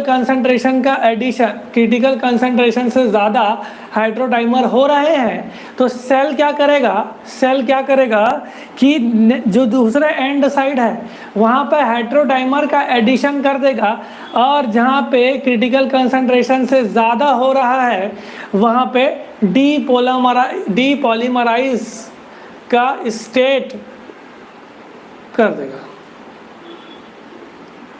समझ रहे हो? अगर प्लस एंड में क्रिटिकल कंसंट्रेशन से ज़्यादा हेटेरोडाइमर अल्फा ट्यूबुलिन हो रहे हैं ऐड, लेकिन एक एंड तो भाई गड़बड़ हो रहा है ना, एक एंड में नहीं करेगा, तो सेल क्या करेगा, उस एंड में डीपोलामराइज करके जीडीपी हाइड्रोलाइसिस से दूसरे एंड में वह हेटेरोडाइमर का एडिशन कर देगा। क्या कर देगा? एडिशन कर देगा। इस प्रोसेस को अपन बोलेंगे ट्रेड मिलिंग। इस प्रोसेस को हम लोग क्या बोलेंगे? Trade milling. कुछ नहीं कि आप क्या कर रहे हो, आपको पता है कि इतना रस्सी हम लोगों को चाहिए, एक रोप है, जितना हमको रोप चाहिए किसी चीज़ को टाई करने के लिए। लेकिन आप दो भाई बहन है ना, दो भाई बहन है, एक व्यक्ति क्या कर रहा है, इसको एक तरफ से ऐड करना स्टार्ट किया रस्सियों को, ठीक है। दूसरा क्या एक ऐड करना स्टार्ट कर दिया, तो वह रस्सी थोड़ा ज़्यादा हो रहा है, एक क्रिटिकल कंसंट्रेशन से वह रोप का कंसंट्रेशन ज़्यादा हो रहा है, तो आप उसको कवर अप करने के लिए क्या करोगे, दूसरे एंड में भी यहाँ पे डीपोलामराइज कर दोगे, है ना, डीपोलामराइज करते जाओगे जो क्रिटिकल कंसंट्रेशन रहेगा, और जो दूसरे एंड पे है वहाँ पे आप एडिशन करते जाओगे हेटेरोडाइमर का। मतलब उस रस्सी का ऐड करते, तो क्रिटिकल कंसंट्रेशन बिल्कुल मेंटेन रहेगा, वो किसी साइड ज़्यादा घटाना नहीं हो पाएगा। ठीक, वो यहाँ से निकालते जाएगा। अगर इनकेस अगर एक व्यक्ति यहाँ से निकालते जा रहा है, अब यहाँ पे ऐड करते जा रहे हो, तो हो क्या रहा है कि एक क्रिटिकल कंसंट्रेशन मेंटेन रह रहा है। तो मैं इस प्रोसेस को क्या बोलूँगा? Trade milling. Trade milling. तो आप देख सकते हो कि जो माइक्रोट्यूब्यूल्स का पॉलीमराइजेशन या डीपॉलीमराइजेशन एक डायनामिकल स्टेट है ना, और यह घटते बढ़ते रहता है, यह घटते बढ़ते रहता है। सेल कुछ नहीं कर रहा, केवल बैलेंस करने की कोशिश कर रहा है। पॉलीमराइजेशन, डीपॉलीमराइजेशन, जिस एंड में ज़्यादा कंसंट्रेशन हो गया, दूसरे एंड उस एंड को डीपोलामराइज करके दूसरे एंड से वह मेंटेन करने की भी कोशिश कर पाएगा। ठीक, चलो नेक्स्ट।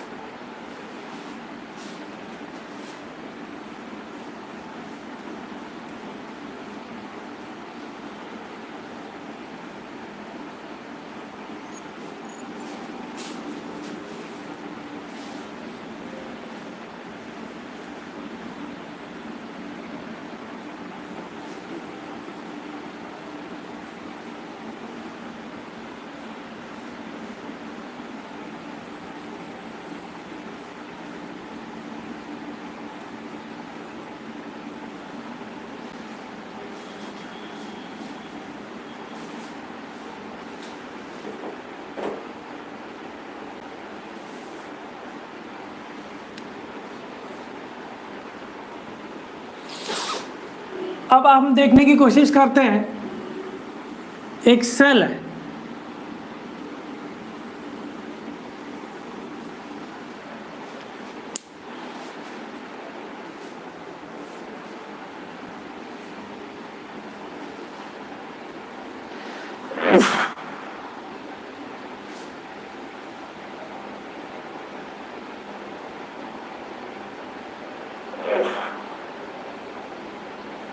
सॉरी,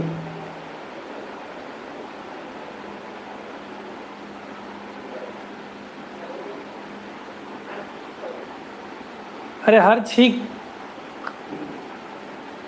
कोरोना के लक्षण नहीं होते हैं, है ना। एक्चुअल में हम लोग ना कंटिन्यूसली इस मार्कर के कांटेक्ट पर रहते हैं ना, तो इस कारण से इसका जो ऑर्डर है वो हमारे नाक के अंदर घुसते रहता है, इस वजह से थोड़ा सा प्रॉब्लम होती है। ठीक है, चलो। अभी लाइव वीडियो होता तो क्या होता पता है, मैं एकदम बढ़िया से बोलते हैं कि सीजर सर को छींक आया, आदमी छींक तो सकता है ना। चलो, तो इसके टर्मिनल एंड्स पे एक सेल है, उसके टर्मिनल एंड्स पे माइक्रोट्यूब्यूल ऑर्गेनाइजेशन सेंटर प्रेजेंट रहेंगे, और इस माइक्रोट्यूब्यूल से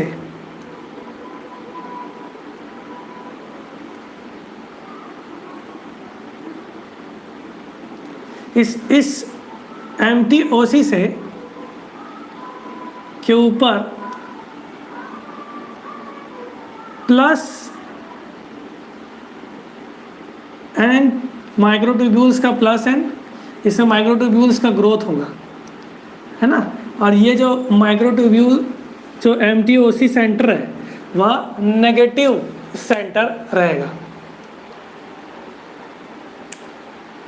ठीक, अब आप देखो सेल में क्रोमैटिड प्रेजेंट है।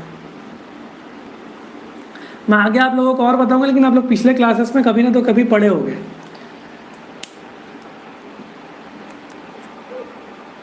और यह क्रोमैटिड सेंटर में सेंट्रोमियर से अटैच है, और इस सेंट्रोमियर में माइक्रोट्यूब्यूल से अटैच होने के लिए एक स्ट्रक्चर प्रेजेंट होता है जिसको अपन बोलते हैं काइनेटोकोर। क्या प्रेजेंट रहता है? काइनेटोकोर। ठीक, अब आप देखो टेंशन कैसे क्रिएट किया जाता है इस माइक्रोट्यूब्यूल में। ये काइनेटोकोर को मैं यहाँ पे लिख देता हूँ। ये माइक्रोट्यूब्यूल्स कहाँ पे जाके अटैच होंगे? काइनेटोकोर।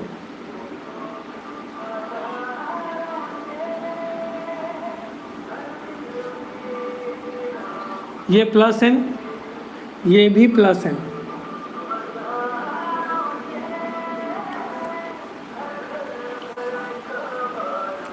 ठीक, तो यह माइक्रोट्यूब्यूल्स जाकर के काइनेटोकोर से अटैच होंगे। ठीक, अब सेल डिवीजन में होता क्या है एनाफेज स्टेज में कि यह जो क्रोमैटिड्स है वह सेपरेट होते हैं दोनों ही एंड्स पे, वह सेपरेट होते हैं दोनों ही एंड्स की तरफ। इसका मतलब क्या है, इस क्रोमैटिड्स को टूटना पड़ेगा, इस क्रोमैटिड्स को टूटना पड़ेगा।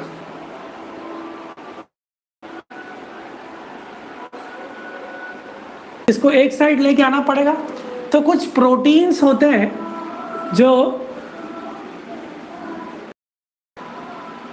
है ना, आप बोल कि जो माइक्रोट्यूब्यूल्स है उसके माइक्रोट्यूब्यूल जो है वह एक रो है, और जैसे कि गाड़ियां होती है वह सामान को एक साइड से दूसरे साइड लेके जाते हैं, उसी तरह से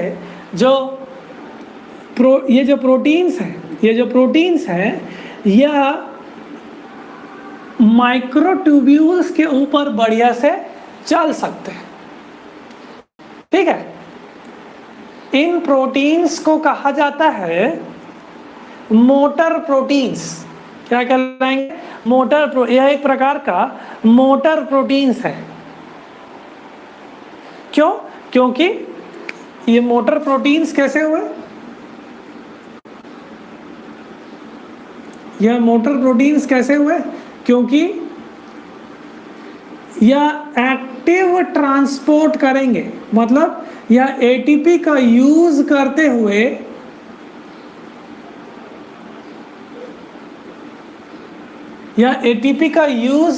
हुए इन क्रोमैटिड्स को अलग करने की कोशिश करेंगे। तो हमारे पास मोटर प्रोटीन्स जो है वह दो तरह के होंगे। एक प्रोटीन कहलाता है काइनेसिन और दूसरा कहलाता है डायनिन।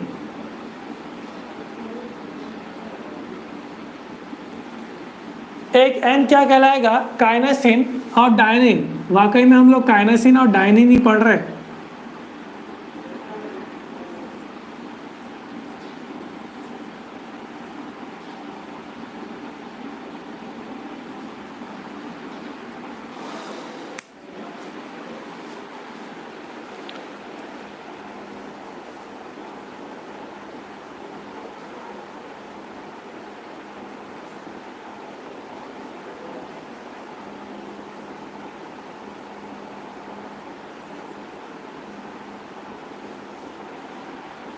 ठीक, चलो काइनेसिन का स्ट्रक्चर अगर मैं देखूं तो इसमें एक हेलिकल स्ट्रक्चर प्रेजेंट रहता है, और इस हेलिकल स्ट्रक्चर में इसके दो हिस्से होंगे।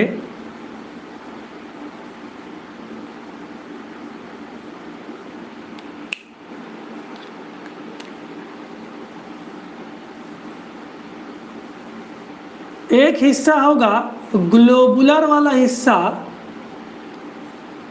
और एक हिस्सा होगा हेड। तो टू ग्लोबुलर और टू हेड्स स्ट्रक्चर हम लोगों को देखने को मिलते हैं। टू ग्लोबुलर स्ट्रैंड प्रोटीन है ना, two globular shape structure tail वाला हिस्सा होता है ये असली में, है ना, हेड और टेल। तो दो हेड और दो टेल्स काइनेसिन में हम लोगों को देखने को मिलेंगे। और ये जो हेलिकल्स, ये दोनों ही अटैच रहेंगे अल्फा हेलिकल स्टॉल्क से। ये सब अल्फा हेलिक्स के स्ट्रक्चर है जो कि हेड स्ट्रक्चर और ग्लोबुलर स्ट्रक्चर बना करके रखें।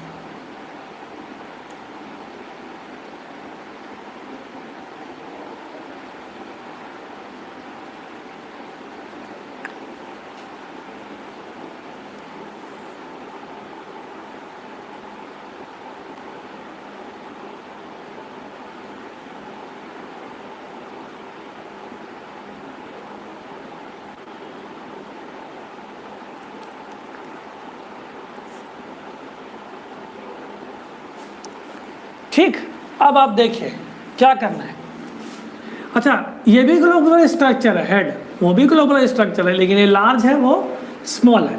हेड के दो डोमेन प्रेजेंट रहेंगे, एक होगा eighty motor binding protein, motor domain, एक क्या कहलाएगा मोटर डोमेन, और दूसरा कहलाएगा microtubule binding protein, microtubule binding domain, ऐसा लिख लो, माइक्रोट्यूब्यूल बाइंडिंग डोमेन। दो हिस्से हुए। इसका मतलब क्या है, जो हेड वाला हिस्सा है काइनेसिन का वह माइक्रोट्यूब्यूल्स के ऊपर रहेगा। मोटर डोमेन से तात्पर्य यह है कि एटीपी का हाइड्रोलिसिस करके अपना एक्टिविटी शो करेगा। ठीक है,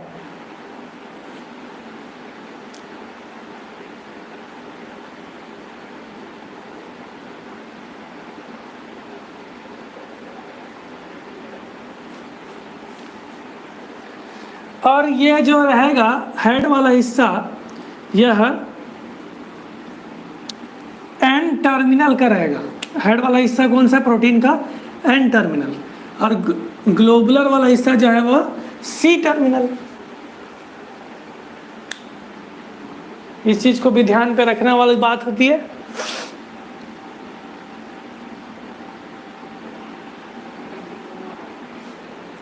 अब देखो, ग्लोबुलर टेल वाला जो हिस्सा है ये एक्चुअल में कार्गो से अटैच रहेगा, कार्गो प्रोटीन से अटैच रहेगा।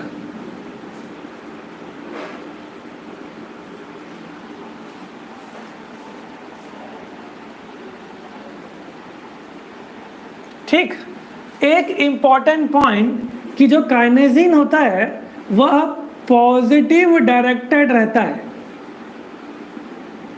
Positive and director. माइक्रोट्यूब्यूल्स में यह पॉजिटिव एंड डायरेक्टेड रहता है। यह जो काइनेसिन है यह पॉजिटिव डायरेक्टेड एंड रहता है। इम्पॉर्टेंट पॉइंट, याद रखने वाली चीज, मतलब पॉजिटिव माइक्रोट्यूब्यूल्स जिस तरफ है उसी तरफ काइनेसिन प्रोटीन भी आगे की ओर बढ़ेगा।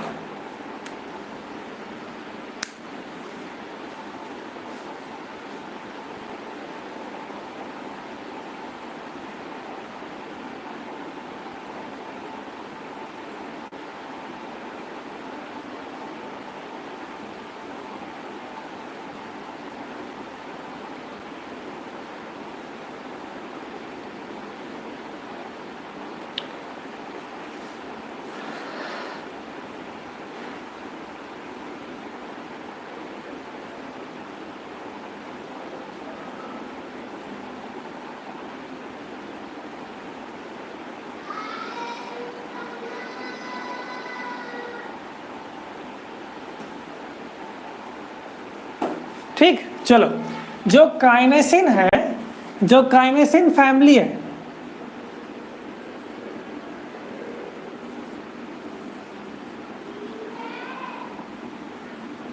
जो काइनेसिन फैमिली है, दिखता है कि नहीं दिखता, वह डिफरेंट फैमिलीज में डिवाइडेड है according to the position of motor domain. Motor domain के पोजीशन के अनुसार काइनेसिन फैमिली 3 प्रकार के होंगे। किस प्रकार से, मोटर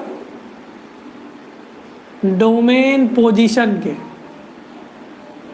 अनुसार काइनेसिन फैमिली को 3 भागों में बांटा गया है। सबसे पहली जो फैमिली है वह कहलाती है एन टाइप काइनेसिन, सेकेंड वाला कहलाता है एन टाइप काइनेसिन, और थर्ड वाला कहलाता है सी टाइप काइनेसिन। एकदम सिंपल चीजें, ठीक।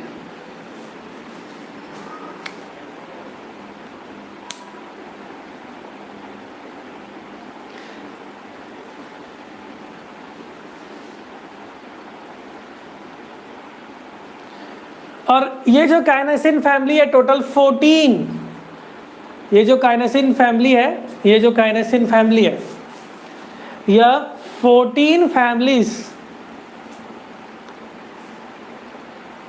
में का ऑर्गेनाइज किया गया है और इस 14 फैमिलीज में टोटल 40 काइनेसिन प्रोटीन्स है। 40 काइनेसिन प्रोटीन्स को 40 काइनेसिन प्रोटीन्स को 14 काइनेसिन फैमिली को में इंक्लूड किया गया है और वह 3 प्रकार के हैं मोटर डोमेन के हिसाब से। कौन? Kinesin family. ठीक, तो the N type of kinesin family है, जो N type of kinesin family है वह, उसमें मोटर डोमेन कहाँ पे प्रेजेंट होगा? प्रोटीन के एन टर्मिनल में प्रेजेंट रहेगा। प्रोटीन के एन टर्मिनल में मोटर डोमेन प्रेजेंट रहेगा। और इसमें जो काइनेसिन फैमिली इसको इंक्लूड किया गया है वह काइनेसिन 1 से लेकर के 12 kinesin families N type kinesin families के अंदर आएंगे। मतलब काइनेसिन 1 से लेकर के पूरे 12 तक क्या काइनेसिन है? एन टाइप काइनेसिन फैमिली कहलाएंगे, क्योंकि इनमें जो मोटर डोमेन है, जैसे इस केस में बताया, जो मोटर डोमेन है वह उसके एन टर्मिनल में प्रेजेंट है। एम टाइप काइनेसिन फैमिली की बात कर लेते हैं। एम टाइप काइनेसिन फैमिली में क्या होगा कि जो मोटर डोमेन है वह इंटरनल पोजीशन पे प्रेजेंट रहेगा। कहाँ पे? इंटरनल पोजीशंस पे प्रेजेंट रहेगा। और इसमें जो काइनेसिन फैमिलीज प्रेजेंट रहेंगे वह है काइनेसिन 13 और सी टाइप एकदम ही आसान। सी टाइप एकदम ही आसान कि इसमें मोटर डोमेन जो है, इसमें जो मोटर डोमेन है वह सी टर्मिनल में प्रेजेंट रहेगा, वह सी टर्मिनल पे प्रेजेंट रहेगा। तो काइनेसिन जो प्रोटीन की बात करें तो यह एक मोटर प्रोटीन है, क्योंकि यह एक्टिव ट्रांसपोर्ट करेगा। इसके पास एटीपी हाइड्रोलाइसिस और एटीपी का फॉर्मेशन करने के दोनों ही स्विच कर सकता है। नेक्स्ट बोल सकता हूँ, यह एक हेलिकल, अल्फा हेलिकल स्ट्रक्चर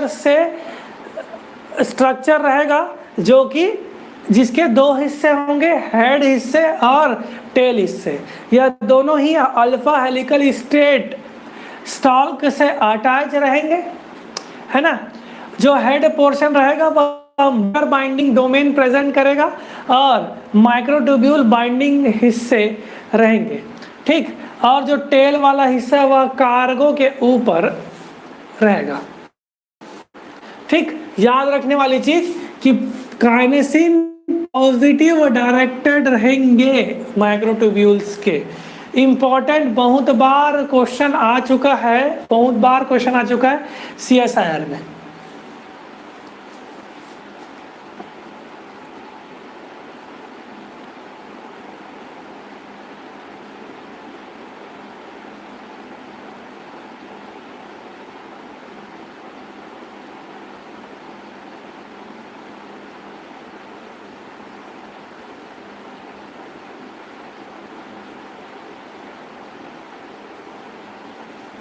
ठीक, चलो कुछ और देख लेते हैं। काइनेसिन 5 फैमिली की बात करें, काइनेसिन 5 जो है उसमें 4 हेड स्ट्रक्चर देखने को मिलेंगे, 4 हेड स्ट्रक्चर देखने को मिलेंगे।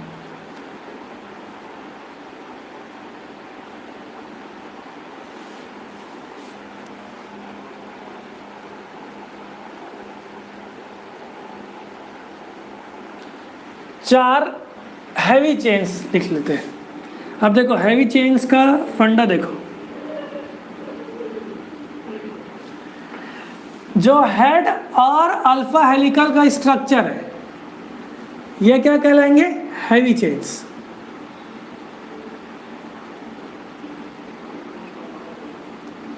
हेड और अल्फा हेलिकल स्टॉल्क बताएंगे, और ये वाला क्या कहलाएंगे? ग्लोबुलर चेन, लाइट चेन भी बोला जाता है।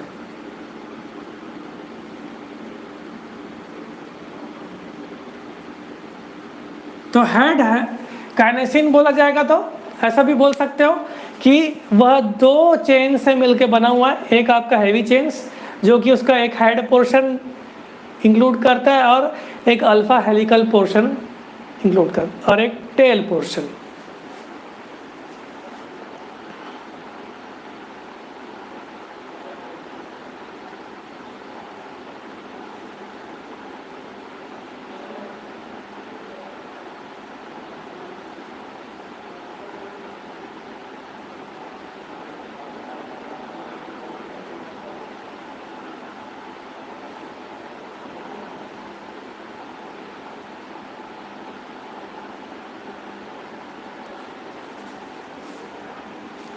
अब आप देख लो कि हेड पोर्शन के दो डोमेन प्रेजेंट है, मोटर डोमेन और माइक्रोट्यूब्यूल डायमंड।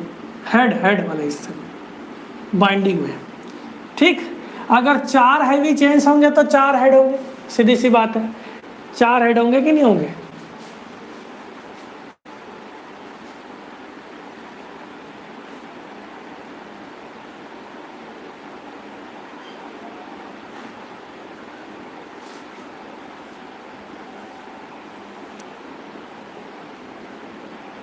नहीं, हाँ ठीक, चलो।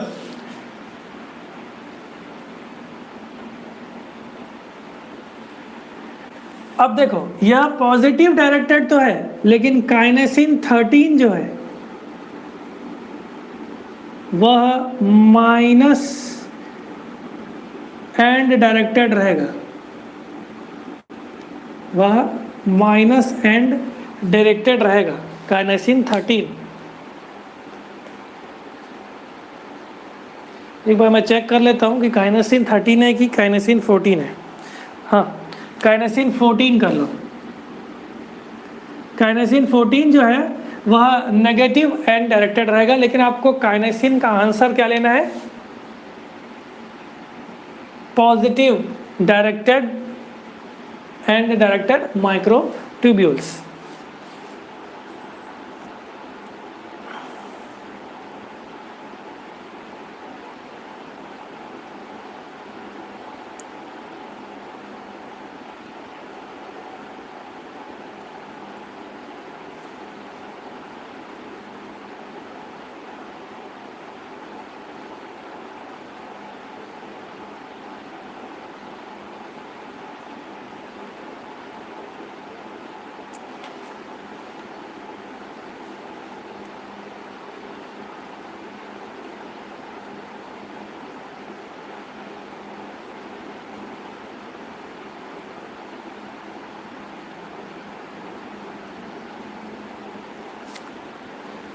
ठीक, मेरे ख्याल से काइनेसिन की पूरे प्रॉपर्टीज कवर।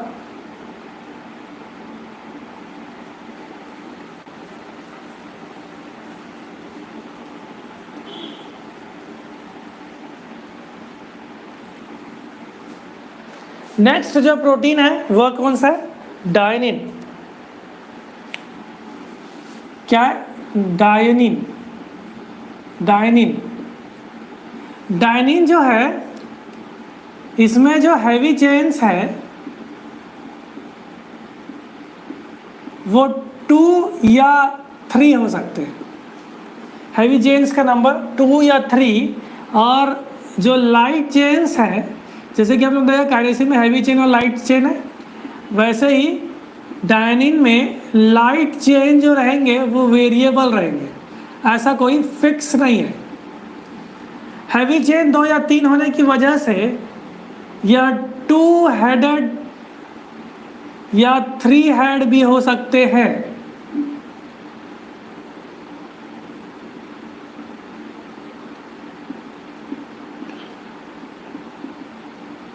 अच्छा, हैवी चेन में मोटर डोमेन प्रेजेंट रहेगा। हैवी चेन में मोटर डोमेन प्रेजेंट रहेगा। Microtubule binding protein binding domain भी प्रेजेंट रहेगा, ऐसा नहीं है कि नहीं रहेगा।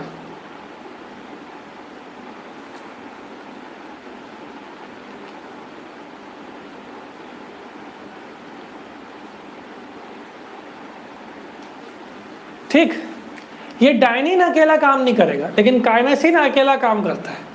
डायनिन जो है रिक्वायर्स एक प्रोटीन, रिक्वायर्स डिनेक्टिन प्रोटीन, डिनेक्टिन प्रोटीन की आवश्यकता पड़ेगी इसको अपना काम करने के लिए। 11 सब यूनिट्स से मिलके बना रहता है।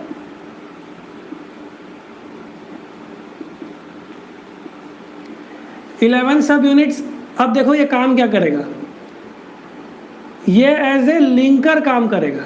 लिंक्स, अगर वेसिकल का ट्रांसपोर्ट हो रहा है तो वेसिकल, एंड अगर क्रोमोसोम हो रहा है तो क्रोमोसोम टू डायनिन।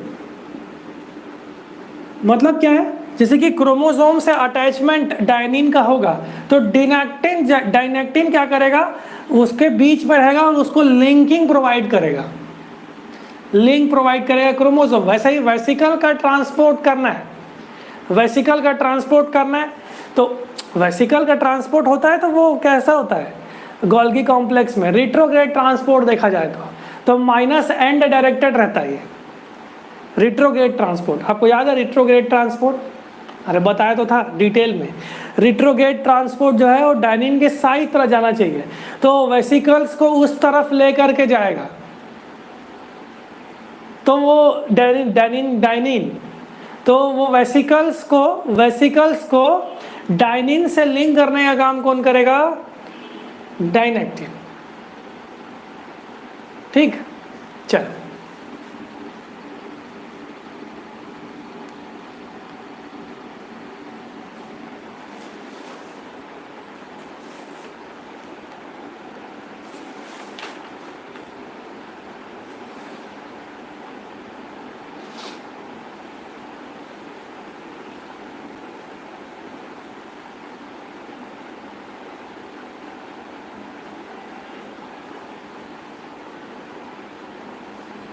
ठीक, चलो काइनेसिन यहाँ पे मिलाते हैं। दो फैमिलीज इसके रखे गए,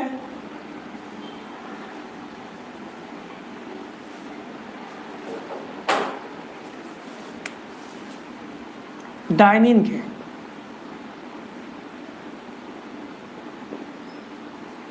साइटोप्लाज्मिक डायनिन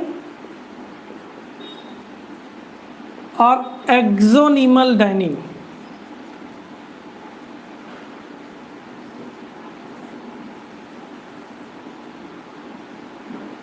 जो साइटोप्लाज्मिक है वो ऑल यूकैरियोटिक सिस्टम में प्रेजेंट रहेंगे।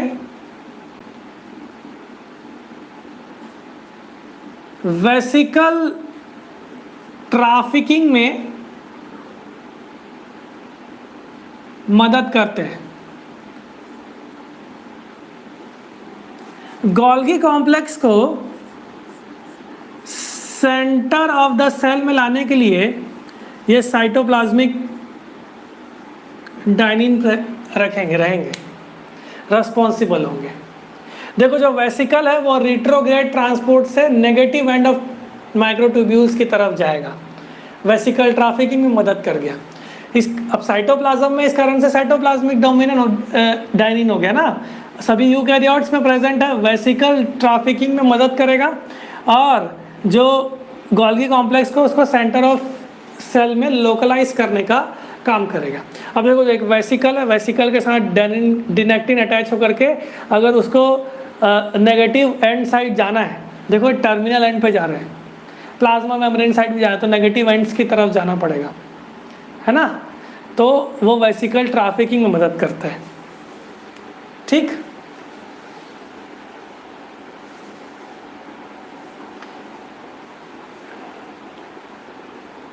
एक्सोनिमल डायनिन जो है ना, हम लोग उसको beating of cilia and flagella में मदद करता है।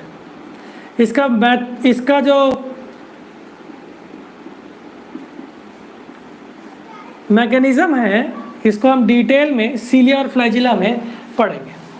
ठीक, तो एक और बात बता देता हूँ जो मोटा मोटी निकल के आया कि जो डायनिन है ये वास्तव में नेगेटिव एंड डायरेक्टेड रहता है। किधर रहता है? नेगेटिव एंड डायरेक्टेड रहता है। इसलिए मैं जानबूझकर शुरुआत में इसलिए नहीं बता रहा था क्योंकि वेसिकल्स को जो नेगेटिव एंड की तरफ लेकर जाएगा ताकि आपका दिमाग में अच्छे से बैठ जाए। तो डायनीन क्या है? एक नेगेटिव एंड डायरेक्टेड प्रोटीन्स है। हैवी चेन और लाइट चेन से मिलकर बना सकते हैं। ये हैवी चेन 2 या 3 भी हो सकते हैं और लाइट चेन्स जो है वो वेरिएबल रहेंगे। हैवी चेन 2 या 3 होने की वजह से 2 हेड या 3 हेड स्ट्रक्चर होंगे, मोटा डोमेन प्रेजेंट होंगे उसमें। ये अकेला काम नहीं करेगा, डिनेक्टिन की मदद से काम करेगा। यह क्या करेगा कि डेनिनिन को वेसिकल से लिंक करेगा या क्रोमोसोम से लिंक करेगा। नेगेटिव एंड डायरेक्टेड प्रोटीन्स कहलाएगा।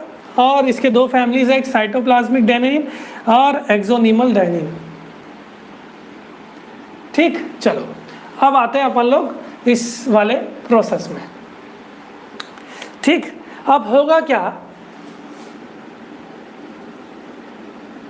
ये जो प्लस एंड है, प्लस एंड है, तो मोटर प्रोटीन्स की आवश्यकता पड़ेगी हम लोगों को।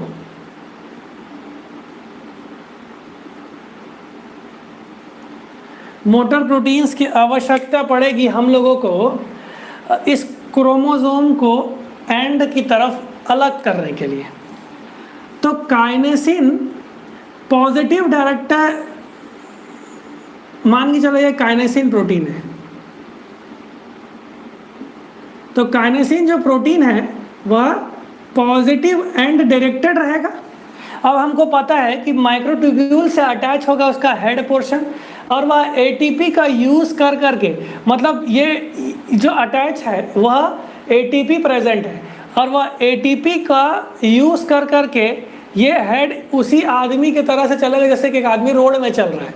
आप किसी चीज़ को धक्का दे रहे हो अपने दोनों हाथ से, एक पत्थर को, तो आप पैर की सहायता से एनर्जी लगाओगे तो एटीपी हाइड्रोलाइसिस करने के बाद फिर एडीपी में कन्वर्ट होगा। एडीपी फिर जा कर के एटीपी में फिर फॉर्मेशन होगा, फिर वो एटीपी यूज़ होगा। और जो हाथ है आपका वह आपका टेल वाला हिस्सा है ना। अब देखो ये पॉजिटिव एंड डायरेक्टेड है, इस कारण से काइनेसिन इसको क्रोमोसोम को इधर की तरफ पुश करेगा, ठीक है ना। अब इस क्रोमोसोम को सेपरेट होने के लिए, इस क्रोमोसोम को सेपरेट होने के लिए अब देखो ये इस तरह सब पुश कर रहा है काइनेसिन, ठीक। क्रोमोसोम को सेपरेट करना है तो क्या होगा, डायनिन लगाऊंगा, डायनिन। अब जो डायनिन है वो किस साइड रहेगा, वो नेगेटिव एंड साइड रहेगा, नेगेटिव एंड डायरेक्टेड रहेगा डायनिन। वो किस साइड रहेगा, नेगेटिव डायरेक्टेड।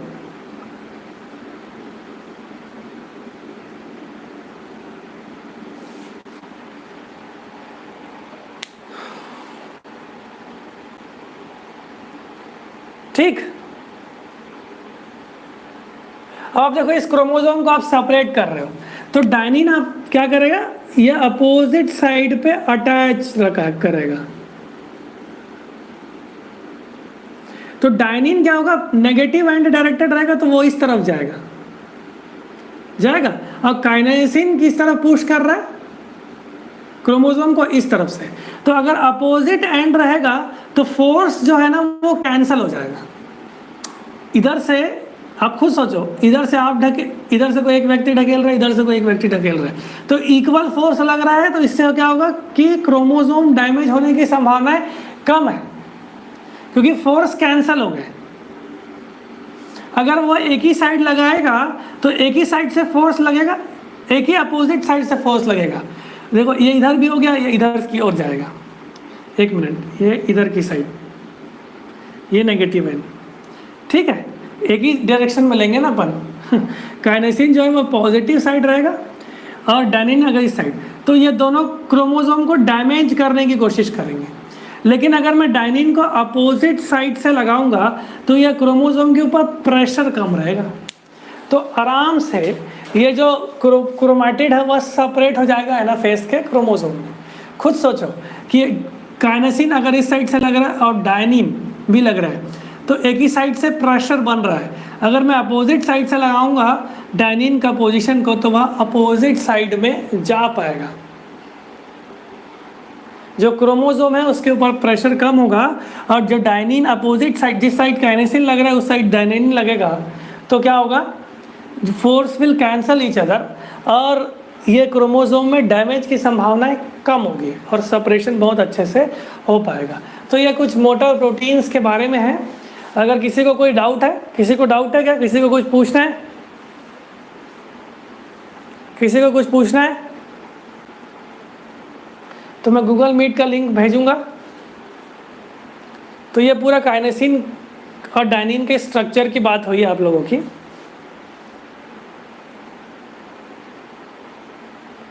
आप लोगों को याद ये रखना है कि काइनेसिन पॉजिटिव एंड डायरेक्टेड है और डायनिन जो है वह नेगेटिव एंड डायरेक्टेड है। अब आप क्वेश्चन बनाइए माइक्रोट्यूब्यूल्स का, आपसे पूरे क्वेश्चन बनने लग जाएंगे।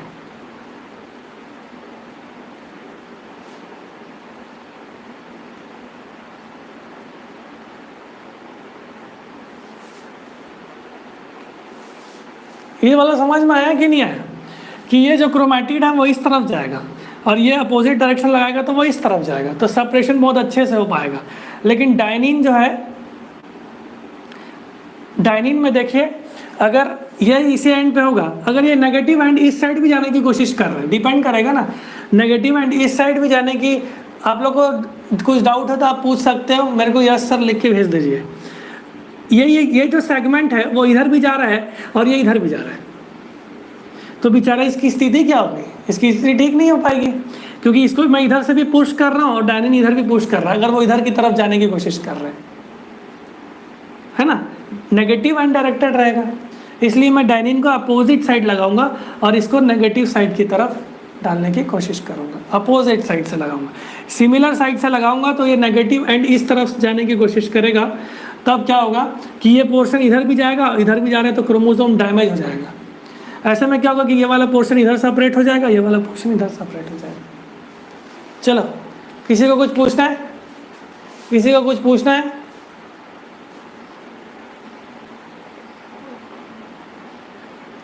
बहुत सिंपल भाषा में आप लोगों को माइक्रोट्यूब्यूल्स बताया, क्योंकि थोड़ा सा संभालना होती है, कन्फ्यूजन ज़्यादा होता है।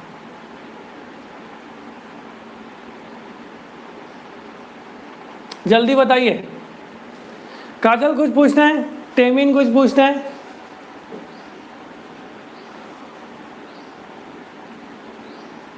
क्लास खत्म करूं?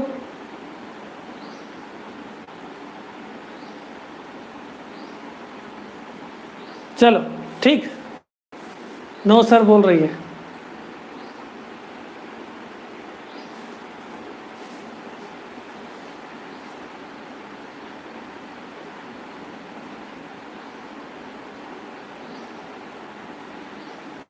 ओके चलो ठीक।